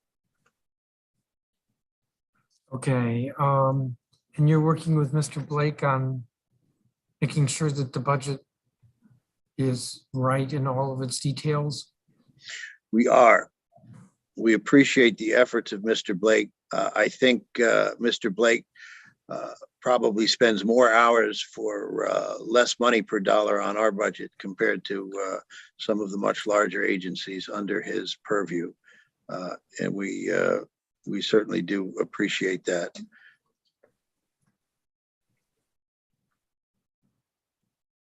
I also think it may be appropriate to look a little bit at a contingency plan in case there's a dramatic political change in the Congress, and we may be looking at appropriations riders at the local level, similar to what we have at the federal level. And that's also a good topic that we may want to think about. If not at this meeting, then perhaps at the fall meeting of the commission. You kind of lost me there. Riders at the local level, that such as we've seen at the federal level. It is the possibility of great political change in Yes. the House of Representatives in particular could mean that we may see congressional restrictions on appropriations similar to, I guess, the bad old days of less sympathetic Congresses that may restrict the formality of the appropriated process. That is to say, Congress suddenly, right now, Congress has a prohibition on the use of federal funds for statehood advocacy. There have been years in the past where Congress has restricted the district's use of even local funds on things like the needle exchange program and so forth. Occasionally, our activities are lumped into that. And so I certainly don't want to put ideas in anybody's head, but there are contingencies that we're considering and perhaps some strategies that may need to be put in place to prepare for that as a potential eventuality, to make sure that the important advocacy work would be able to continue. Okay. Mr. Blake, I might know the answer to this, but I'm going to ask it anyway. When I look at table 2 in the budget book, which is revenues, for private donations, it lists 54,000 in FY20 and 0 in FY21. Is that because nothing was spent from the donations in 21? Because wouldn't this table reflect the revenues rather than what was budgeted for expenditure? This table will reflect the expenditures that were used from private donations, that were paid for by private donations. So in 21, there was no need to use private donations because the appropriated budget was sufficient to cover all expenditures. Yeah. Give me just a second.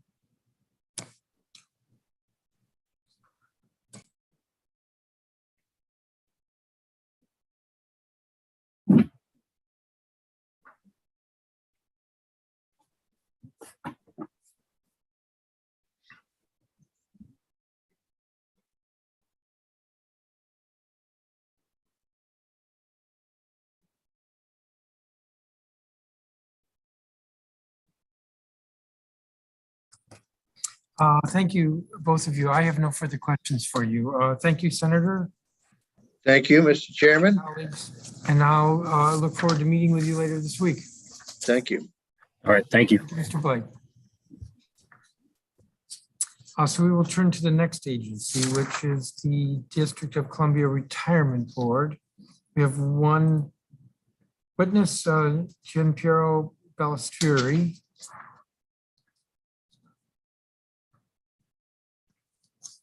Give me just a second to organize myself.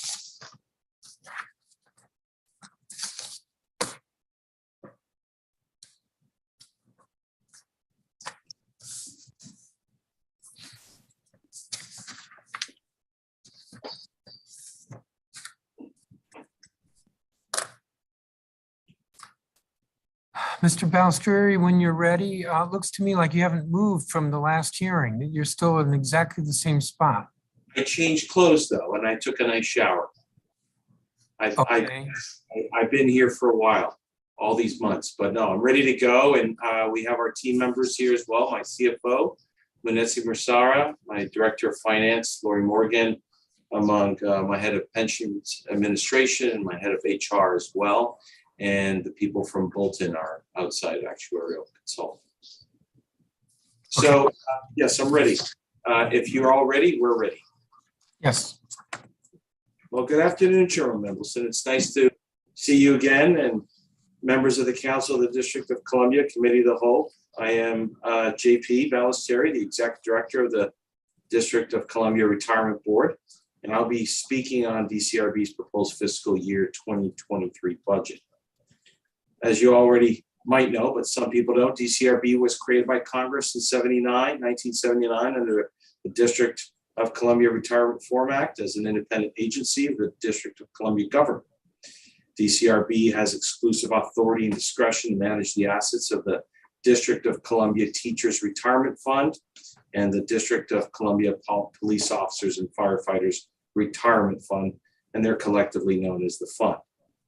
Our mission also includes providing a range of retirement administration services for members of the District of Columbia Teachers Retirement Plan, District of Columbia Police Officers and Firefighters Retirement Plan, and the Police Officers and Firefighters Plan, also known as the plans, throughout their lives and the lives of their eligible survivors.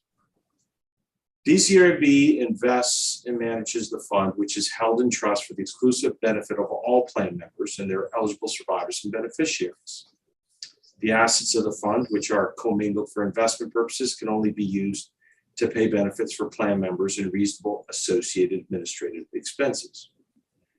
DCRB's Board of Trustees and certain DCRB staff as fiduciaries our fiduciaries are required to discharge their responsibilities solely in the interest of the plan members and beneficiaries. The district government as employer is the plan sponsor and is responsible for the design of the plans, certain administrative activities, and paying the required employer contributions to the fund.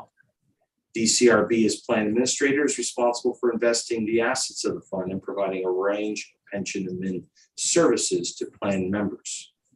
DCRB also serves as a third-party benefits administrator for district police officers, firefighters, and teachers who are covered under the retirement plans that were frozen prior to July 1st, 1997, and are funded by the U.S. Department of Treasury. And this is referred as the frozen plans. As of September 30th, 2021, there were 25,313 members in the district and or the frozen plans.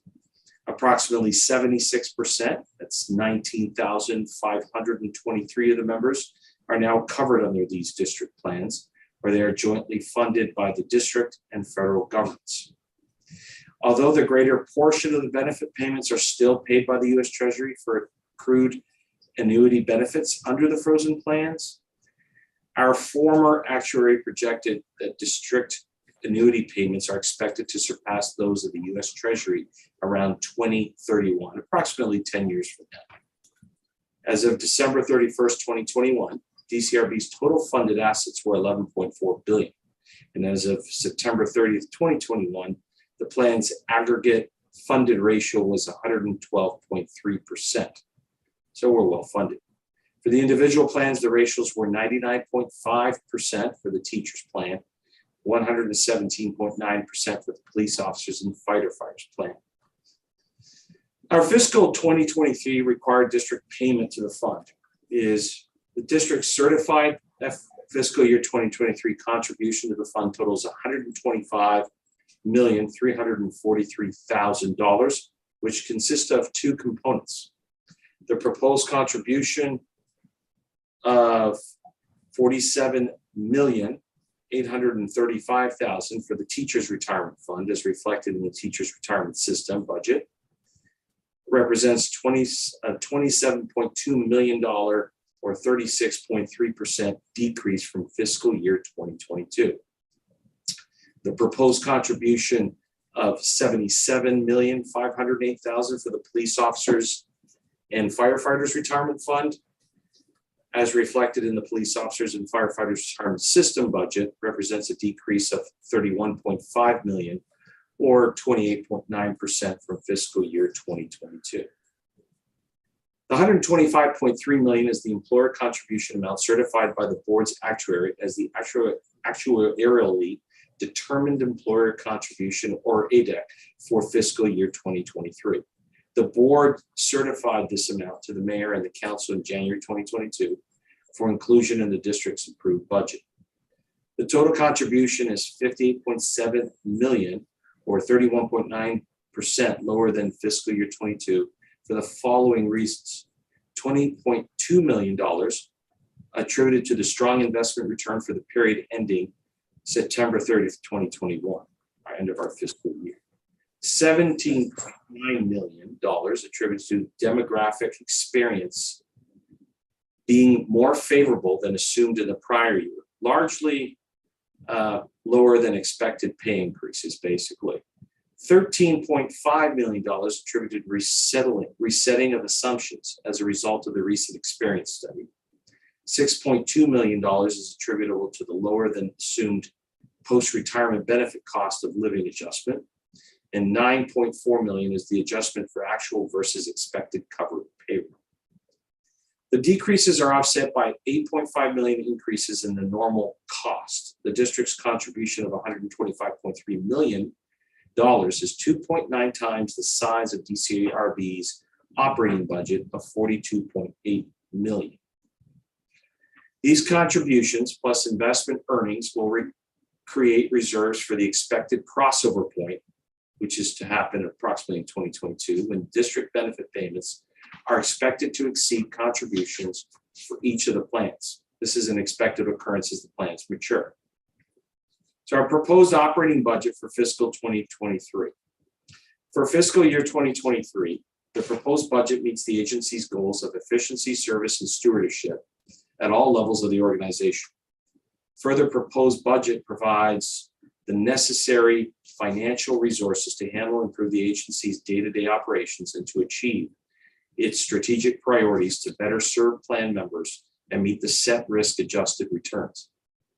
We continue to partner via MOU with various district agencies to support our operations and are making strides to strengthen various internal functions by planning to onboard specialized staff and assess the organization's needs from not only a staffing point of view, but structural and operational needs perspectives, and ensuring that the budget provides departments with the necessary funding to ensure that there are sufficient resources for continued success.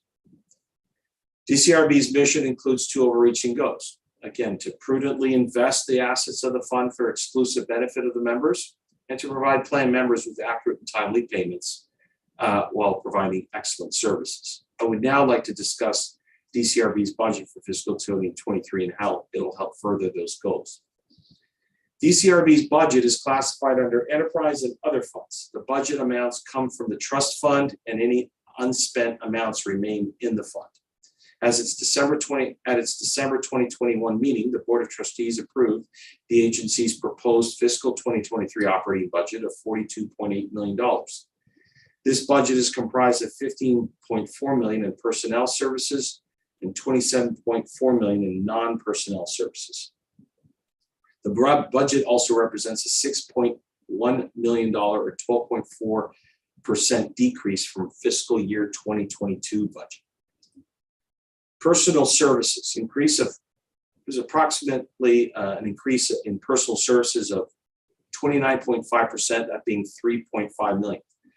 This $3.5 million in personal services budget over the budget of fiscal year 2022.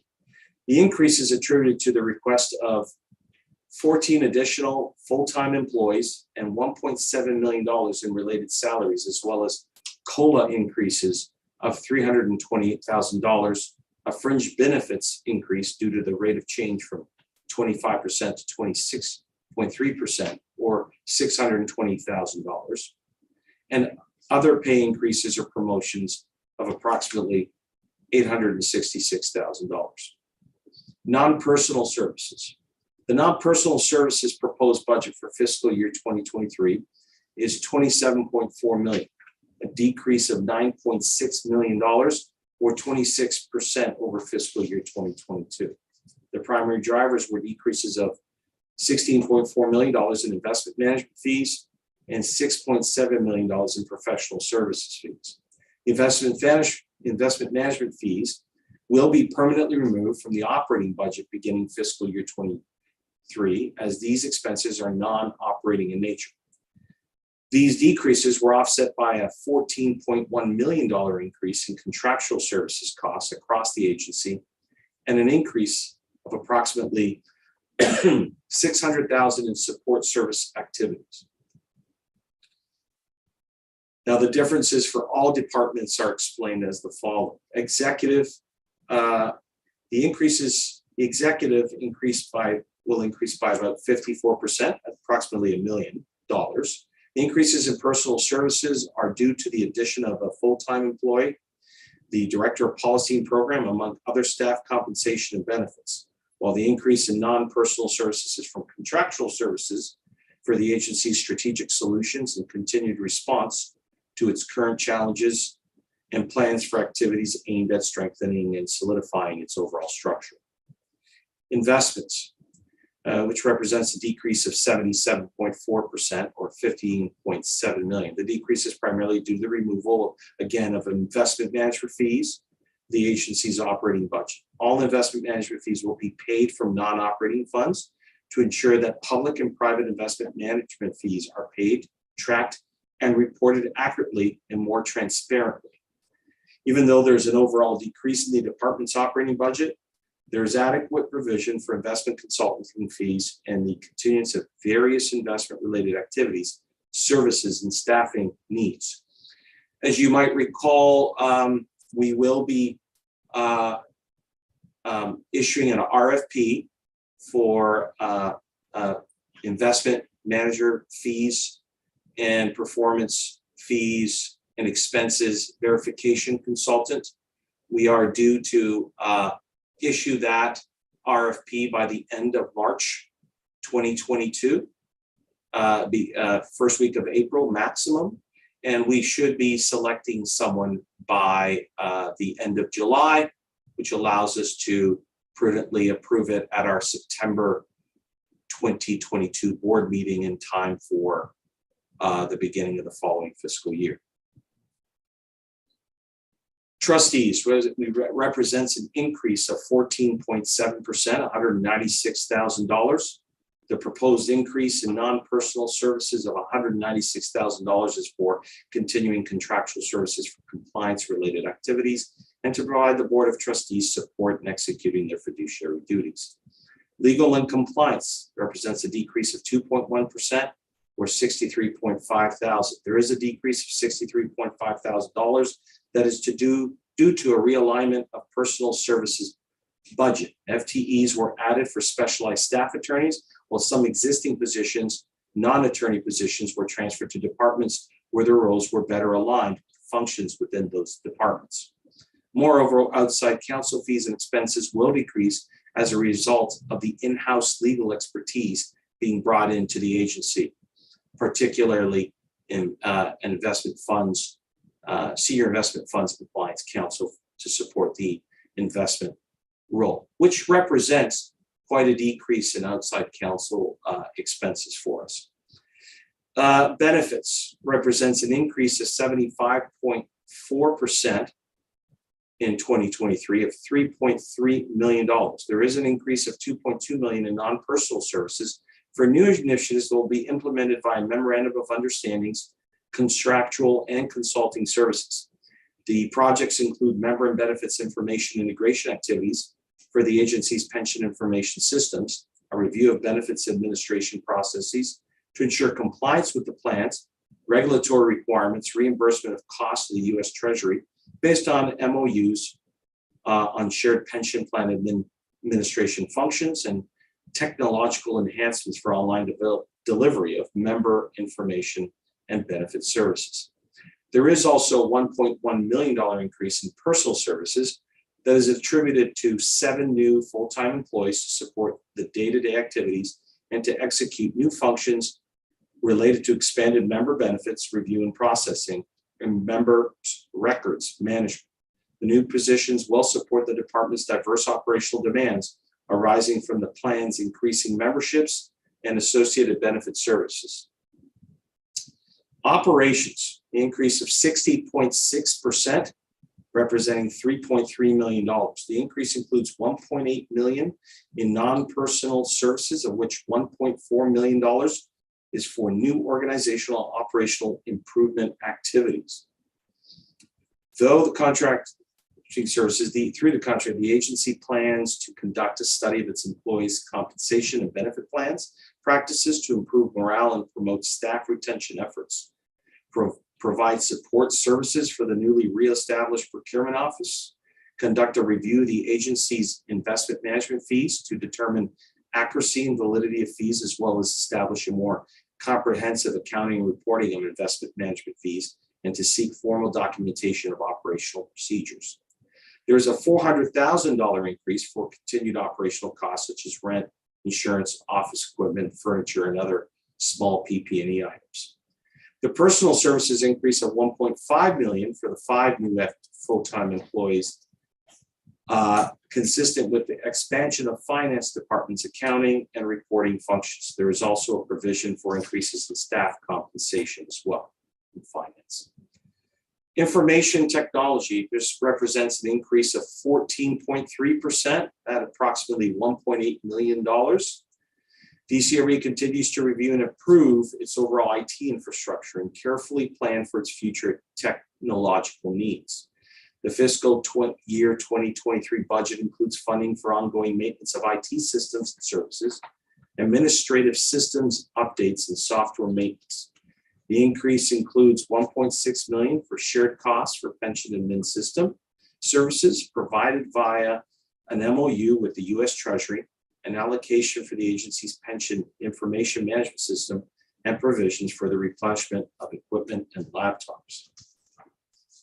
DCRB continues to partner with the district's Office of the Chief Technological Officer of OCTO via several MOU for network and server support services, software applications, and data services. This helps manage our IT costs very firmly. The agreements are progressively expanded as needed as well. So it's a pay-as-you-play environment for IT requirements. We have a cost-sharing agreement as well with the U.S. Treasury, in which the U.S. Treasury reimburses DCRB for third-party benefits administration services provided on behalf of the frozen plans. Specifically, the reimbursement is for costs associated with servicing frozen plan members, agreeing to special benefit project requests, and the positions responsible for completing these tasks. We expect to receive approximately $6.7 million from the U.S. Treasury for these services in fiscal year 2023. Conversely, DCRE makes a payment to the U.S. Treasury each fiscal year for payroll services, postage and distribution expenses, as well as maintenance system upgrade expenses related to the U.S. Treasury's pension payroll system, known as STAR. For fiscal year 2023, $3 million has been budgeted for that. Other matters, we also submitted the responses to you to follow up with items from the performance hearing as it relates to the items in the finding that carried over into fiscal year 21 report. We are pleased to report that our auditors reviewed the status of our action plan. They concluded that the steps we have taken are in the process of completing, subject to verification, of course, and implementation, will address issues raised, and thus that the finding will be fully resolved for the next fiscal year.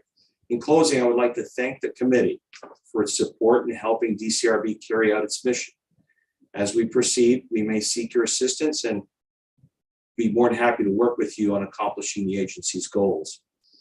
And we look forward to working with you and your staff, and we're prepared to respond to any questions that you have for the budget or any follow-up questions from the performance hearing as well, Chairman Mendelson.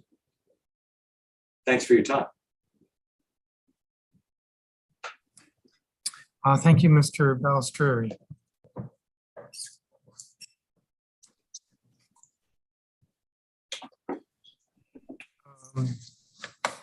At the performance oversight hearing, there was some back and forth between us with regard to an RFP that was related to the audit findings. It was related to that. So what's the status of that? Is that for the fee validation? It might That's be. the fee validation? Is that the one you're talking about?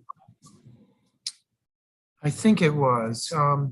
Yeah, you mentioned that it would be very helpful for us to get that done and executed within this fiscal year. And you asked us to give you an objective response as to where we would be with that. And I believe in the performance documents that we provided to you, and in my testimony here today, I explained that our intention is to issue the RFP definitely within the next couple of weeks instead of the second quarter, but at the beginning of the second quarter or by the end of this first quarter. I think we're on track to do that by the first week of April. And we look to have a selection made, hopefully by July, the end of July, which allows us to make that approval at our board meeting for an execution of an RFP or a contracted consultant to start that work timely for fiscal year 2023, as we already projected. That's what you were talking about. I didn't see it in your statement, but when you were talking about the investments decrease of 77.4%, that's what you were talking about then? The investments budget?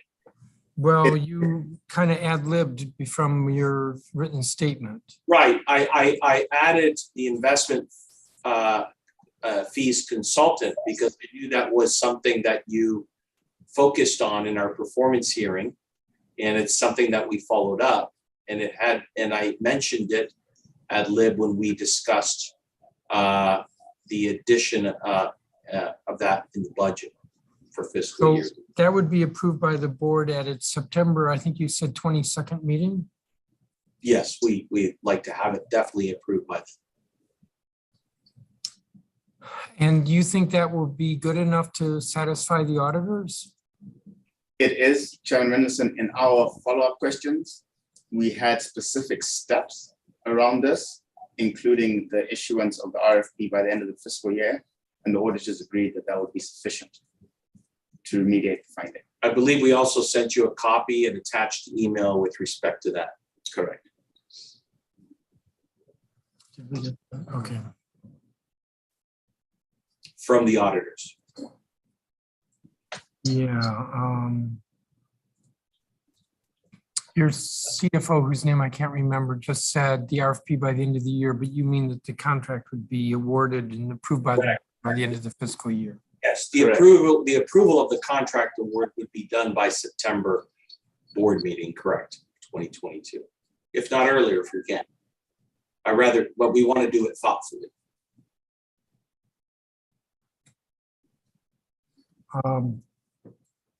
With regard to other steps to resolve the deficiencies, The other two steps were also updated. The policies and procedures manual is appropriately implemented at the beginning of this fiscal year. yeah, So they acknowledge that one. The second one with the review of the accounts, we performed those steps and they were comfortable with the steps we performed. Yes, and just to reiterate, this is one deficiency with With three conditions. three conditions. It's only one deficiency with three conditions. okay. You said review the accounts. That's reconciling, I think it's 2018 with previous years. No, that step was done. There were two accounts that used to be used prior to us resetting our chart of accounts. So we used to have what was called a due to and due from account with the district. When we transitioned, we started using subsidiary accounts. The due to, due from accounts had not been cleaned. So what we did, we went back to make sure that there were no balances that carried over inappropriately. And that step was complete. That was the final follow-up step that our auditors recommended that we do. But as far as the account reconciliation, all that was completed prior to the end of the last fiscal year. So in terms of the auditor's concerns, your testimony is that everything at this point is resolved except for the investment fees, and there you're getting the consultant by the end of the fiscal year. That is correct. And as the executive director mentioned, in our follow-up responses, we have an email communication and confirmation from our auditors stating that those steps are appropriate, obviously pending verification when they come back on site. Sure, but my concern is less whether they're appropriate and more whether that goes to the next step, which is to resolve the deficiency and the findings. And They are appropriate to resolve the deficiency and fully remediate the conditions related to the deficiency. Mr. Balistreri, has there been any change in the past month with regard to litigation against the retirement board? Yes, we filed a motion to dismiss on March the 7th, and that's available online with the DC Superior Court. That was filed on the 6th, did you say? 7th of March.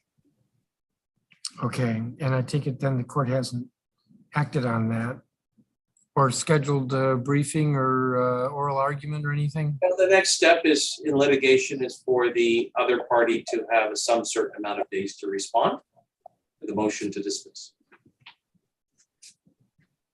So that's been the only change, if you will, with regard to that litigation. At this point, at this date, yes.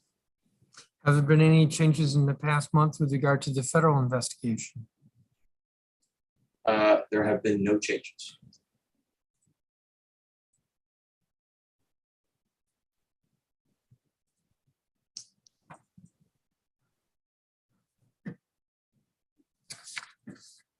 I'm a little bit confused with what you're doing with the proposed budget with regard to investment management fees.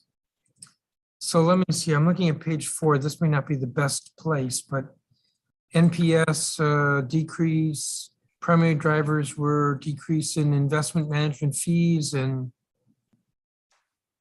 professional service fees. The investment management fees will be permanently removed from the operating budget. Doesn't that kind of go against the effort at transparency? No, in fact, it enhances it. First of all, I'll talk to you about the operational removal from the budget. First of all, it doesn't belong in the budget because it's not an operating expense. One of the issues that created the confusion was including it in these prior years to my arrival, not in the ordinary course of business, in the budget. In the ordinary course of business, these are non-operating expenses that are netted way before they come back to us outside with the custodian or netted by the investment managers, netted out of our investment returns. And usually from a representation point of view, they get presented in our audits as added back at the end of our P&L statements, which is the ordinary course of business from an accounting perspective. Because we were budgeting for certain ones, that's where the confusion was being created, and it looked like it was not transparent. By having an RFP and having an outside contractor come in and do a full review and create an investment management and performance fees tracking system and have someone dedicated to that, train them, and then have trained in-house personnel do that moving forward beyond 2023 allows us to independently display in a timely way, because these management fees come in arrears quarterly, so they'll have to be done quarterly. So we will be able to track them separately and more detailed pursuant to the terms and conditions of all our investment management and subscription agreements and management agreements, and have someone tracking them pursuant to those terms and conditions very clearly. And then we'll be able to, in tandem with our budget, present transparently to the public all the different fees quarterly in arrears transparently that allow everybody to see very clearly what those different fees and applications are. I'm not sure I'm completely following. So the investment fees are, just by analogy, if I have money in a mutual fund and they charge me 2%, that 2% comes off of my earnings during the year. In fact, I don't even see it, I don't think. They're analogous to the following. This will clear it up for you, Chairman Melton. They're analogous to costs of goods sold or import duties on revenues that affect gross revenues and net revenues. They're above the gross margin line, so to speak. They're not operating expenses. They're not SG&A in an income statement. They're not part of the operating expenses. So you cannot control the controllable when you're not applying the fees as the investment manager and you're trying to budget for it.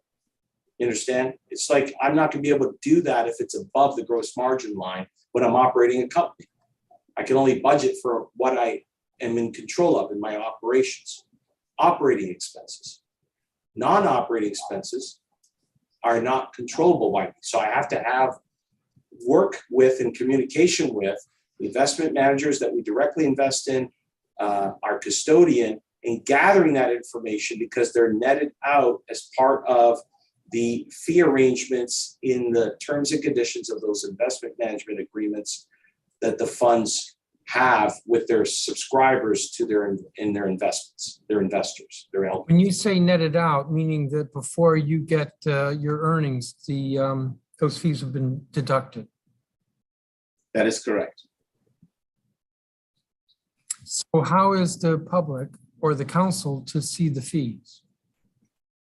that is the point of what we're doing with the fee validation. So we have two types of investment managers. We have traditional managers, which identifying the fees is more straightforward and more basic. Then we have our alternative managers, where identifying those fees is more convoluted and the majority of those fees are netted. So that's why we're saying that even in the budget, what the board historically did was only budget for the traditional fees. So that's where some people got confused, saying that we're budgeting for one in our operating budget incorrectly. The other one we're excluding correctly. So what we're doing now is saying that investment manager fees are not part of an administrative fee or the cost to operate the agency. So our budget is basically administrative fees and the cost to operate the agency, which is operating budget. Our non-operating fees is where all our investment fees will come from.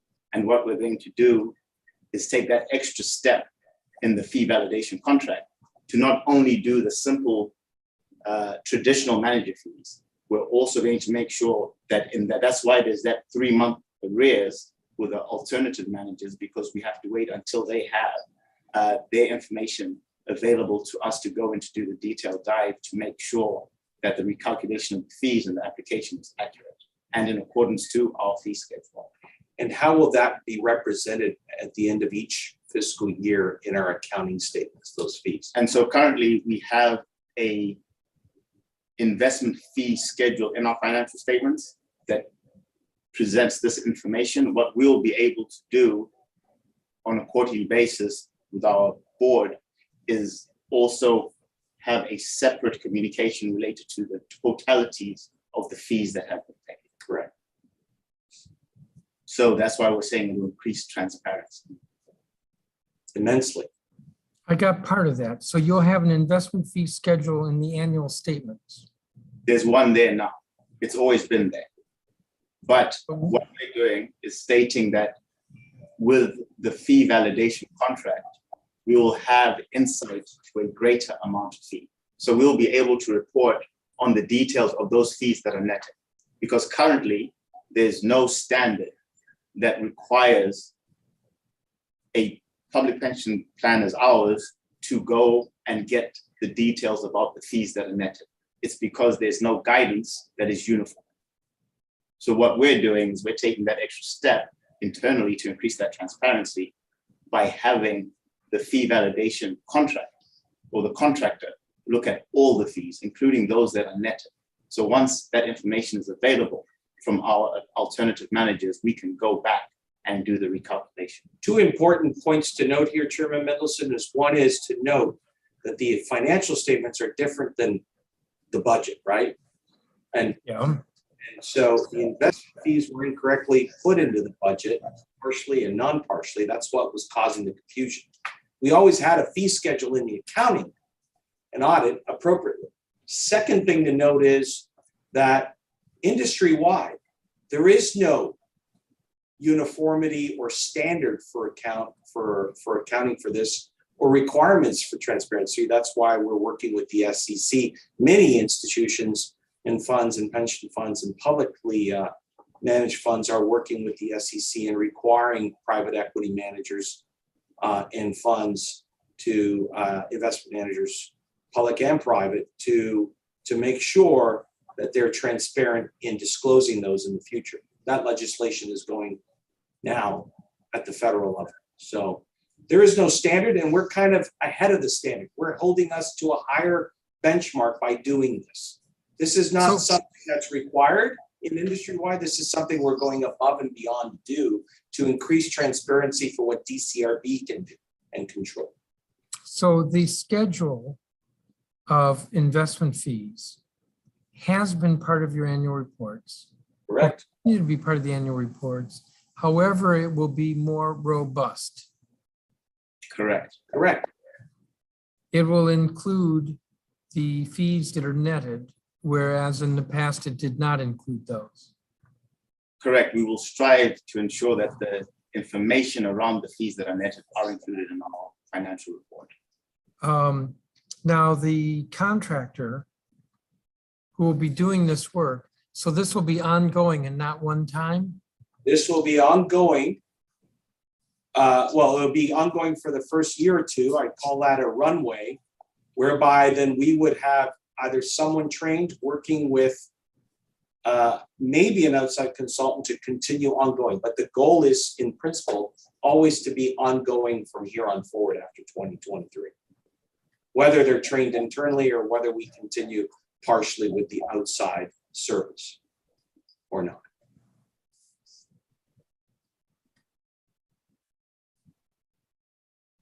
I have a preference always to train internal FTEs in best practices and hire FTEs to do our work, if possible, if efficient.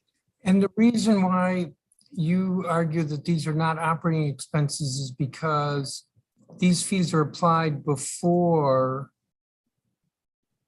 revenues are posted or earnings are posted to the accounts. There's that, but then also the operating budget for the agency is strictly based on the administrative costs to run the agency. So if you notice, our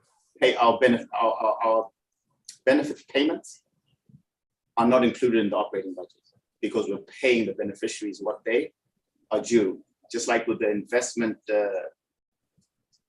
fees, those are excluded because those are based on a number of variables which are not based on our operations, such as the assets under management, such as the performance of the market, such as the cash flows. We don't control those, and we won't be able to project those out in our normal course of business. Hence, they come out of our non-operating budget. Correct.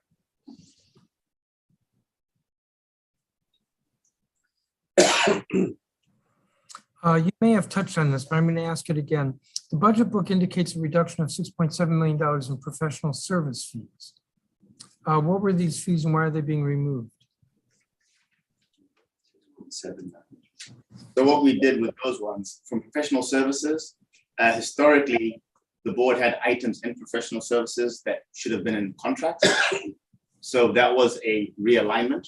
So if you look at the total reduction in NPS, it's really the biggest change we have is the removal of the investment manager fees. We had $16.5 million budgeted in FY22, and we removed that in FY23, hence the $15.7 million adjustment in that department. But my question had to do with the professional service fees, and you're saying that that was simply a realignment with contractual services? That there was a realignment to make sure that going forward, what we categorized as professional services and contractual services aligned with what the district has in their definition of those ComSource groups.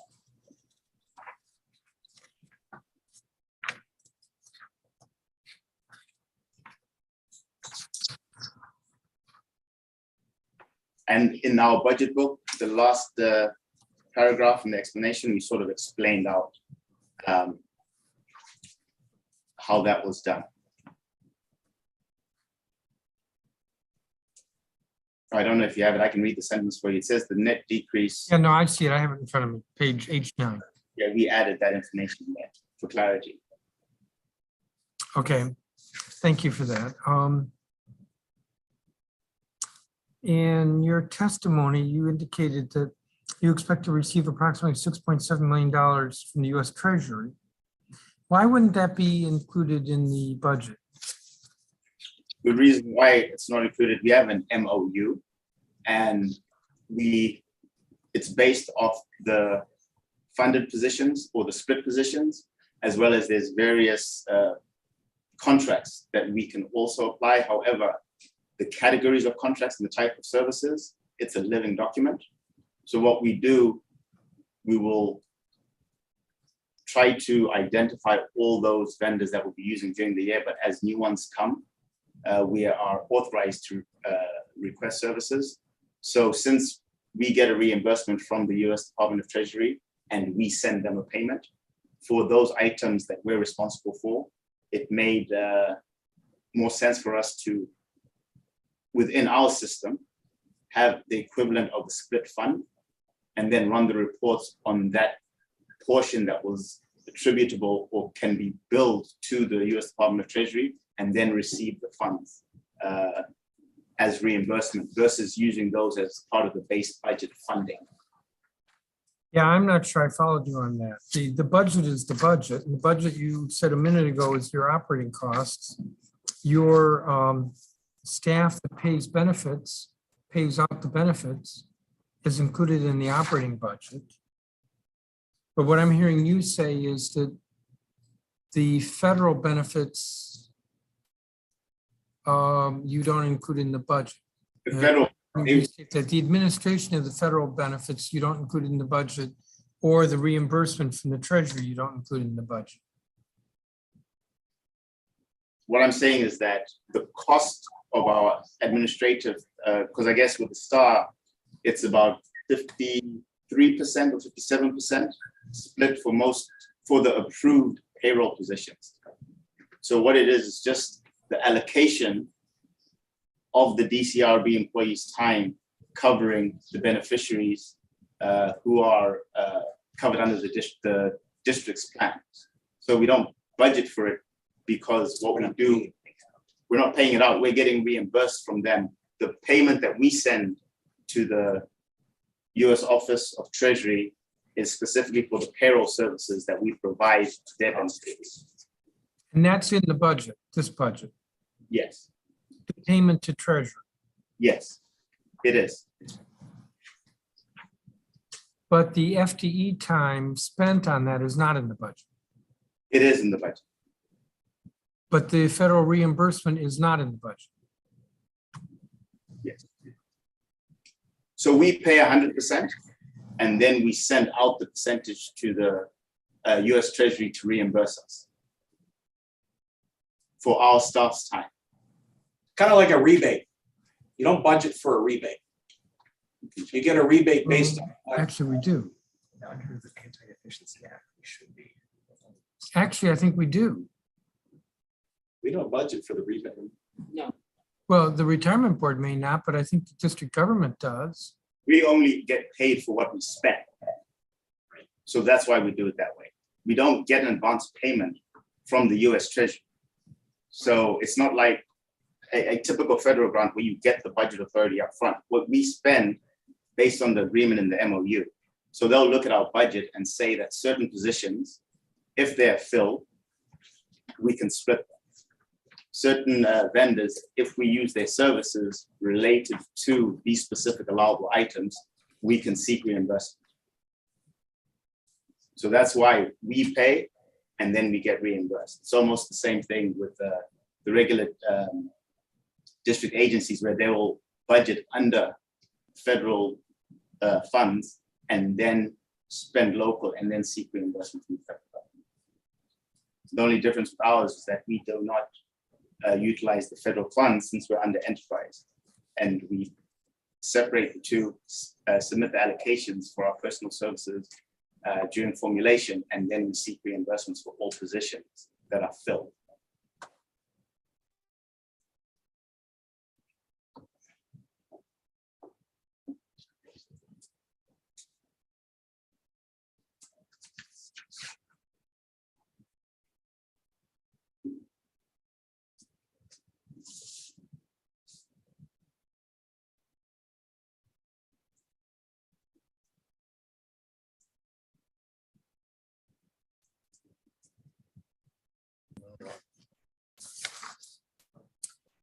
My office has been fielding a lot of constituent inquiries about delays in retirement applications.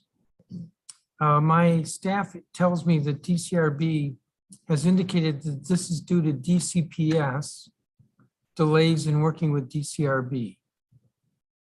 Can you explain the uptick in these issues and where the problem is? Yes, I have my pension administrator, Daniel Hernandez, with me. I'd be more than happy to explain the different items that come in the integration of the different agencies and departments. Hi, Dan. Good afternoon, Chairman Mendelson. This is Daniel Hernandez. I'm the pension administrator.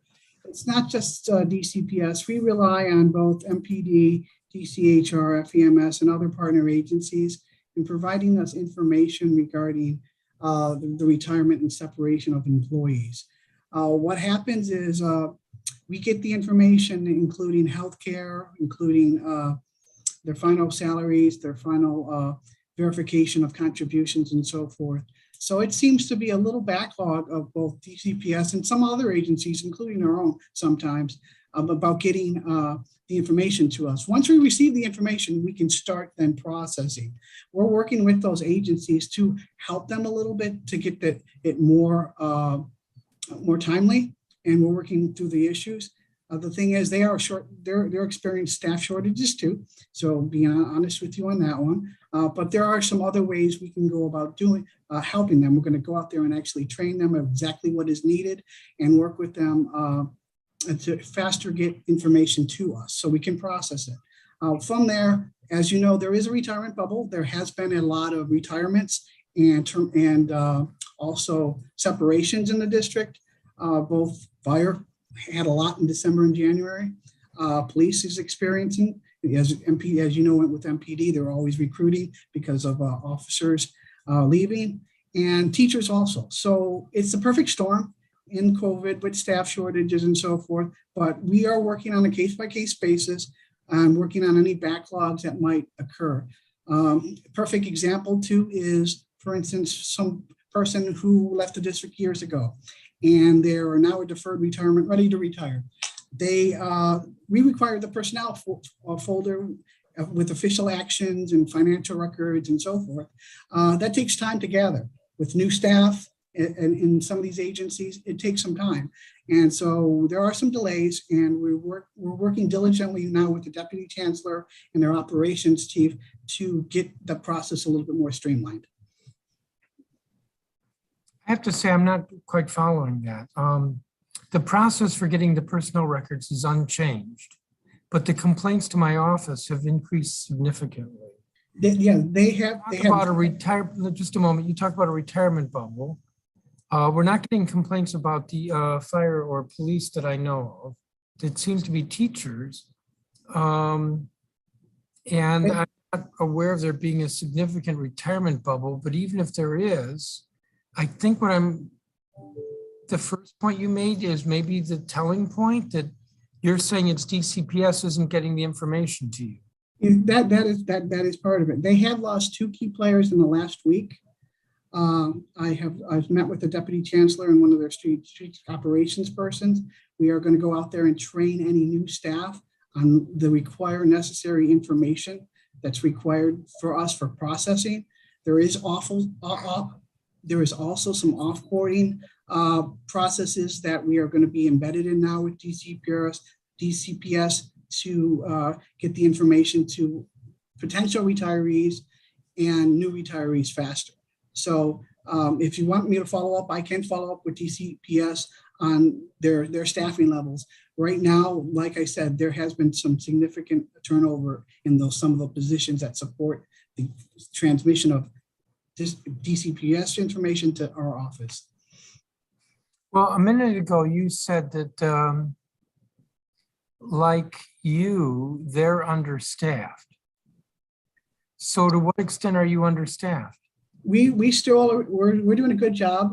As you know, in the last few years, we have lost folks and they've moved on, or we are filling at least 3 to 4 more vacancies. We have within the last month hired both contractor and full-time employees in our member services area, so we can respond to their calls. Our calls from 2020 to 2021 increased from 19,000 to over 22,000 calls. We average over 160 calls a day.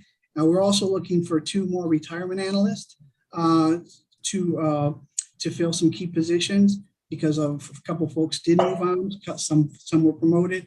So we have in our budget, and you'll see in the new 23, augmented some positions so we can continue with our workload.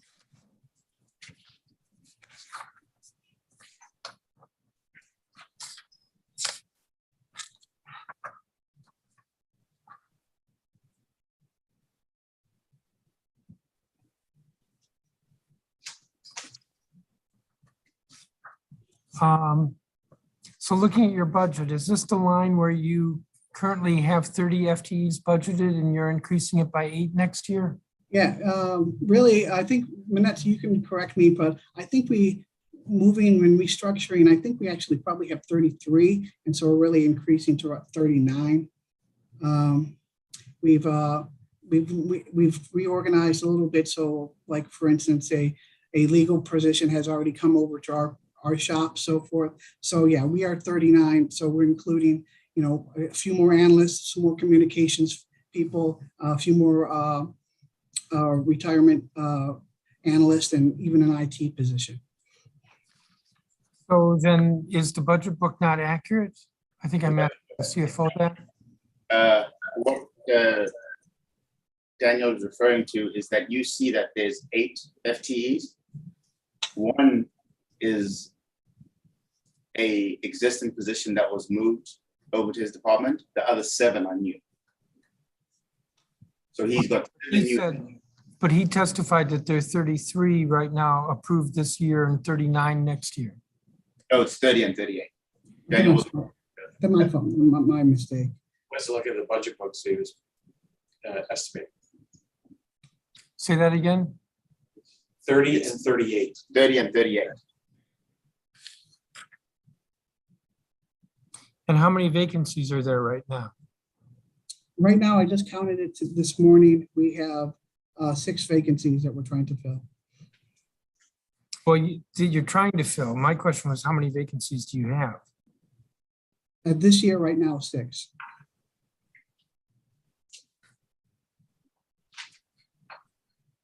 And is that higher than usual? No, actually, it was a decrease. We were at a peak period of up to 9. Okay. Now, a few minutes ago, your testimony was that you're in the process of filling 3 to 4 vacancies. Yes, we are staggering our hiring. Our most pressing needs are in the retirement area to continue with case processing. We are also looking for a deputy, and we're also then we will move on to our quality unit and project unit.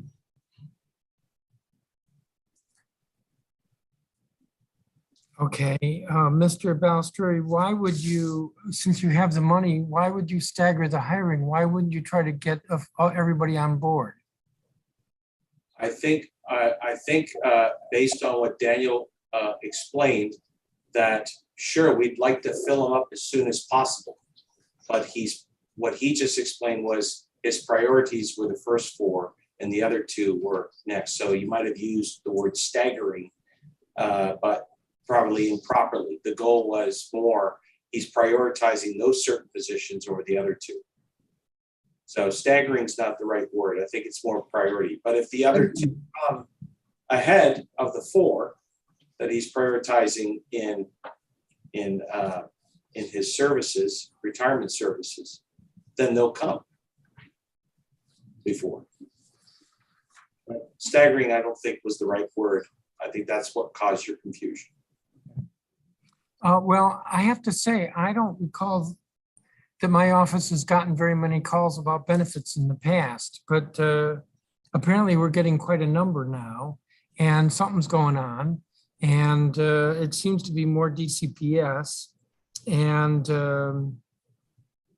I learned a long time ago that it's easy for one agency to point fingers at another agency.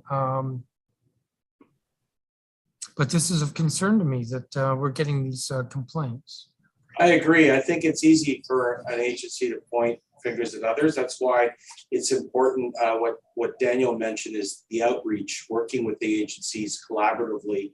And we're focusing on 2 things, outreach and our retirement services internally. So controlling what we can control internally, but also focusing on what we can't control by collaborating and having greater outreach with DCPS and other agencies to sit down and actually focus on filling in what the holes in the value chain are in integrating the agencies together and best servicing our constituents. And that's what we're working on as a priority in the next few months. Who's the Deputy Chancellor at DCPS who handles it? It's Amy, I think at Melistreri, I think that was the last name for the name.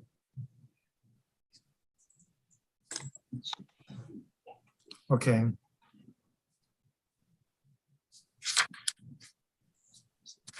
Give me just a moment.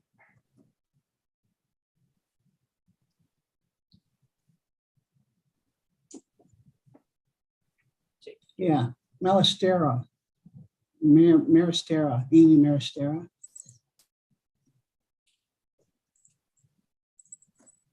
Yes, thank you. And also Sharon Gaskin is the Operations Strategic Officer.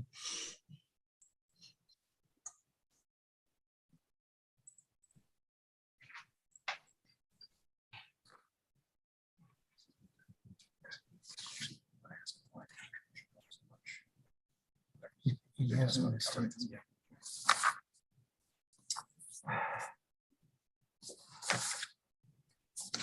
I don't have any other questions for you at this time.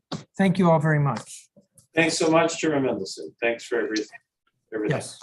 All right. Yeah. You all are excused. I'm going to turn to the next agency. Take care.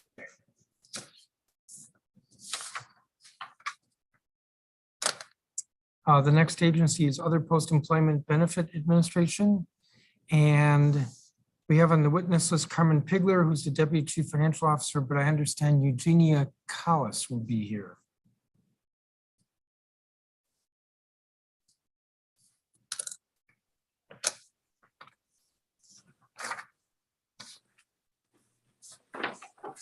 Good afternoon. Good afternoon. When you're ready, please proceed. Thank you. Well, good afternoon, Chairman Mendelson and members of the Committee of the Whole. I'm Eugenia Collis, Associate Treasurer, filling in for Carmen Pigler, Deputy Chief Financial Officer and Treasurer of the District of Columbia. I'm pleased to testify on the Other Post-Employment Benefits Fund, hereafter referred to as the OPEB Fund. The district's contribution for health and life insurance for district annuitants and eligible family members of annuitants are paid from the OPEB Fund. The OPEB Fund receives the district's annual contributions toward health and life insurance benefits for district employees who have retired, as well as premium payments from retirees. The contributions, premium payments, and investment earnings are used to pay future benefits on behalf of qualified participants. The OPEB Fund's assets can only be used to pay benefits for participating district retirees and the associated administrative expenses. The OPEB Fund is administered pursuant to the Annuitants Health and Life Insurance Employer Contribution Plan, or the plan.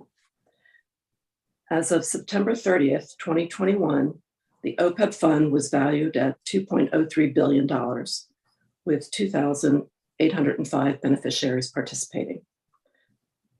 For comparison, the OPEB Fund was valued at $1.64 billion, with 2,551 beneficiaries participating as of September 30th, 2020. The district budgets an annual contribution to the plan, which is calculated by an independent actuary. It's currently Chiron. The actuarially determined contribution, also known as the ADC, is used to support the benefits paid from the OPEB Fund. Chiron's most recent actuarial valuation was dated February 2022. The results of that actuarial review projects an ADC of $51.5 million for fiscal year 2023. The fiscal year 2022 annual contribution is $53 million. And the fiscal year 2021 annual contribution was $53.6 million. Exhibit 1 attached shows the district's annual contributions since 2006. The benefits the plan pays are insurance carrier premiums, which totaled $25.4 million and $23.4 million during fiscal years 2021 and 2020, respectively. Increases were driven by increases in annual premium rates, the increase in the number of participants, and cost-sharing percentages. The plan's administration expenses are supported by the plan's assets. During fiscal year 2021, the OPEB Fund incurred $8.1 million in expenses. The largest component was investment management fees of $7.2 million. Other administrative costs were $900,000, which included personnel expenses and other services such as custodial services, actuarial services, and accounting services. On a percentage basis, total administration costs represented less than 0.5% of the OPEB funds value for fiscal year 2021. The Office of Finance and Treasury, OFT, has administrative responsibilities for the OPEB fund. The budget allocation for administration of the OPEB fund is up to 6 FTEs. Currently, we have 2 OCFO employees and 1 temporary employee supporting OPEB administration. And while it is a priority to fill current vacancies, there is a very competitive job market for employers throughout the country. In spite of these difficulties, we've been able to fill positions recently, and we're gaining momentum in identifying candidates for other openings. Total budget expenses for fiscal year 2022 are $10.2 million, including the investment manager fees of $8.8 million. Other expenses are budgeted at $1.4 million, which includes personnel expenses and other services as outlined previously. For fiscal year 2023, the plan is budgeting a total of $11.6 million in expenses, including investment management fees of $10.1 million and total other expenses of $1.5 million. The increase in management fees is driven by the increase in the value of assets we anticipate in fiscal year 2023. For example, the asset value of the fund is about $2 billion, which is a 23% increase over fiscal year 2020 year-end balance. Exhibit 2 attached summarizes the expenses for fiscal years 2021, 22, and 23. Exhibit 3 attached details investment management fees paid over the last several years. Our goals are to continue to oversee a well-funded plan and ensure that the OPEB fund is managed using best practices. This concludes my remarks, and I'd be pleased to answer any questions you may have. Thank you, Ms. Collis. I'm a little bit confused. So at the end, toward the end of your statement, you say that the OPEB can fund up to 6 FTEs, and that for the current year is 10.2 million. But the budget book shows 0 FTEs and 10.4 million, not 10.2 million for operating budget. Why the differences? So the OPEB fund itself does not have employees, but rather OCFO employees help administer the plan. And then the OPEB fund reimburses the OCFO for the salary expenses of those individuals that are supporting the plan. Okay, that speaks to the employees. I'm kind of curious why it would be done that way.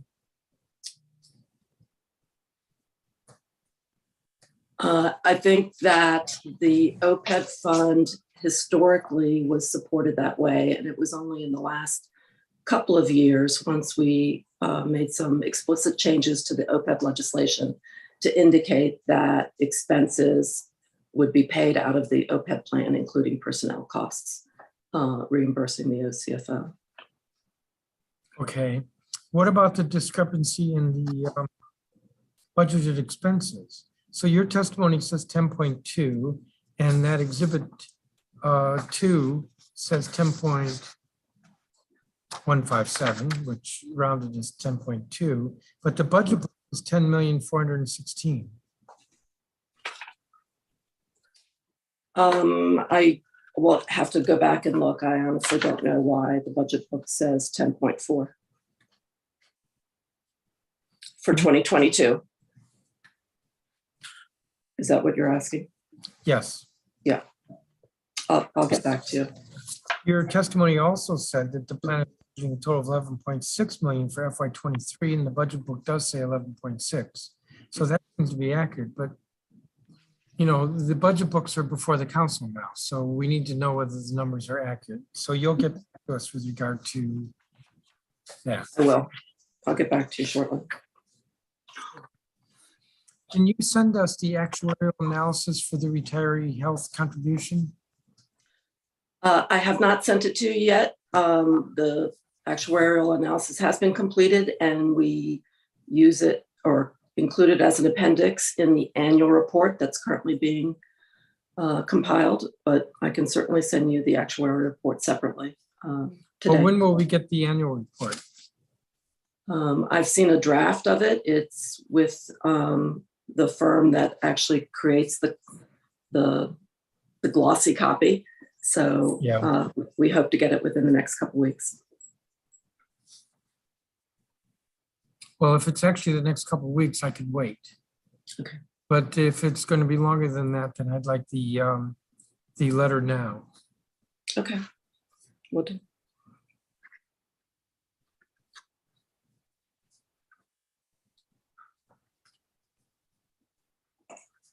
Give me just a second here.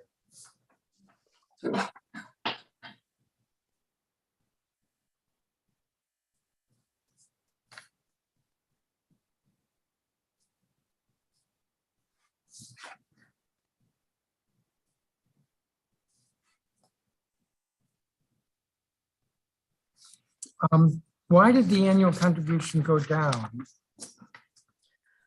Well, there are a number of factors that go into the actuarial valuation, and an evaluation is done every year. During fiscal year 2021, the assets in the plan actually increased in value significantly, over $350 million. And that certainly is one of the elements and one of the inputs to the valuation process. So because the value of the assets increased significantly, the part of the calculation takes that in consideration. So the value of contribution for this coming fiscal year is lower. We'll do another actuarial valuation next year, and the numbers could change for the coming years. All right, so that's the main reason, the only significant reason? We also did an experience study. The actuarial firm did an experience study last year and validated that most of the assumptions were accurate. There were some very minor changes that didn't have a significant impact on the valuation. So I think that the largest and most significant impact for this year and this coming year was the increase in the value of the assets. Yeah.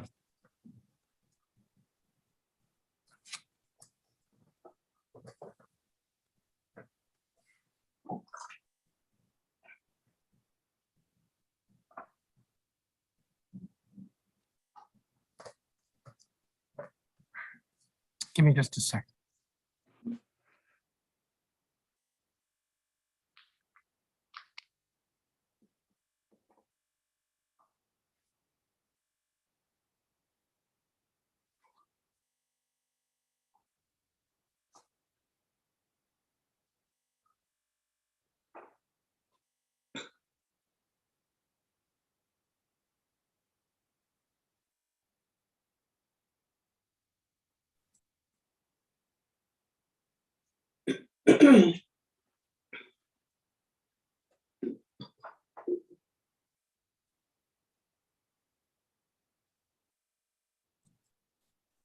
I'm kind of curious. The budget for OPEB includes explicitly management fees. If you were following the previous with the retirement board, they were talking about not including them. Can you explain why you are? I'm including them in the budget for disclosure purposes and transparency purposes. I agreed with the members of the DCRB that investment management fees can either be netted against the asset values or out of cash balances. And from a financial statement perspective, we do disclose both types of fees. But they are not part of a line, an administrative expense line within the financial statements. So from a standards, a financial accounting standards perspective, investment management fees aren't included as expenses. But from the perspective of operating an investment fund, it is an expense of the fund. Yes.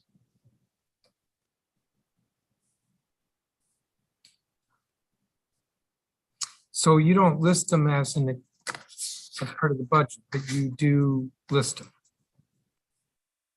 Yes, again, for transparency purposes, we list it as an expense of the fund, and we're showing it in our budget that we're presenting to you today.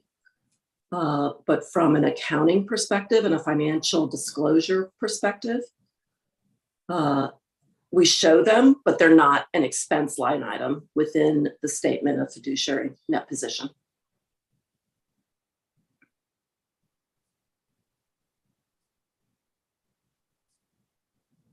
Okay, give me just a second here.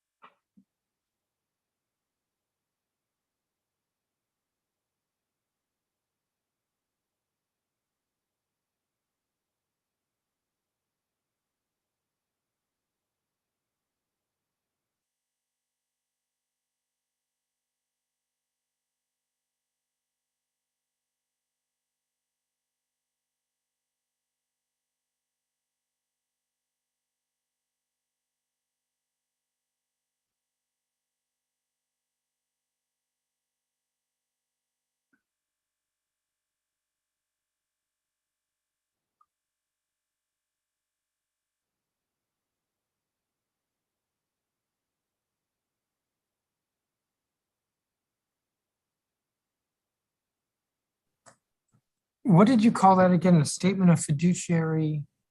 Net position within the audited financial statements, there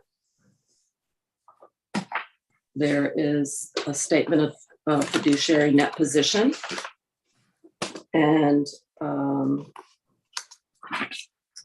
liken it to a balance sheet, and a statement of changes in fiduciary net position, liken it to a profit and loss statement. So within the statement of changes in fiduciary net position, we show administrative expenses, but the investment management fees are not categorized as administrative expenses. Instead, they are investment management fees, which are a cost of operating an investment fund. And I think you used the example previously. You buy mutual funds for your retirement plan or for your investment portfolio, and the mutual funds net the fees out of the balance of your account. So it's a cost of that investment, but it's not an administrative cost. I think there's a nuance there. Yes, which I am following. Mhm. I think that's all the questions that I have. There's several things you're going to get back to us with. The Yes. report in a couple of weeks.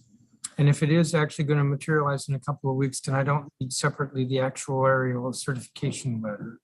Mhm. And you're going to look into why the budget book says 10.4 million in FY22 when your money is clearly 10.2 million. Yes. Not that 200,000 in a $2 billion fund is a huge amount, but statement should be pretty much the same. I agree. Thank you, Ms. Collis. I appreciate your testimony. That's going to conclude not only your testimony, but going to conclude this hearing. So thank you again. Thank you. And I'm going to close out this hearing. This has been a hearing of the committee of the whole, the first of 6 hearings that we're having. The next hearing we have will be this Thursday, where we will hear testimony regarding the Office of Planning, Department of Buildings, and the Department of Licensing and Consumer Protections. The committee of the whole will have an overall budget hearing on all legislative measures introduced by the mayor last week pertaining to the budgets for FY22 and FY23. And that hearing will be Friday, April 8th And witnesses, or rather individuals who wish to testify, need to register as witnesses. Go to the council's website and specifically the committee of the whole. The time is 2:59 p.m. and this hearing is adjourned.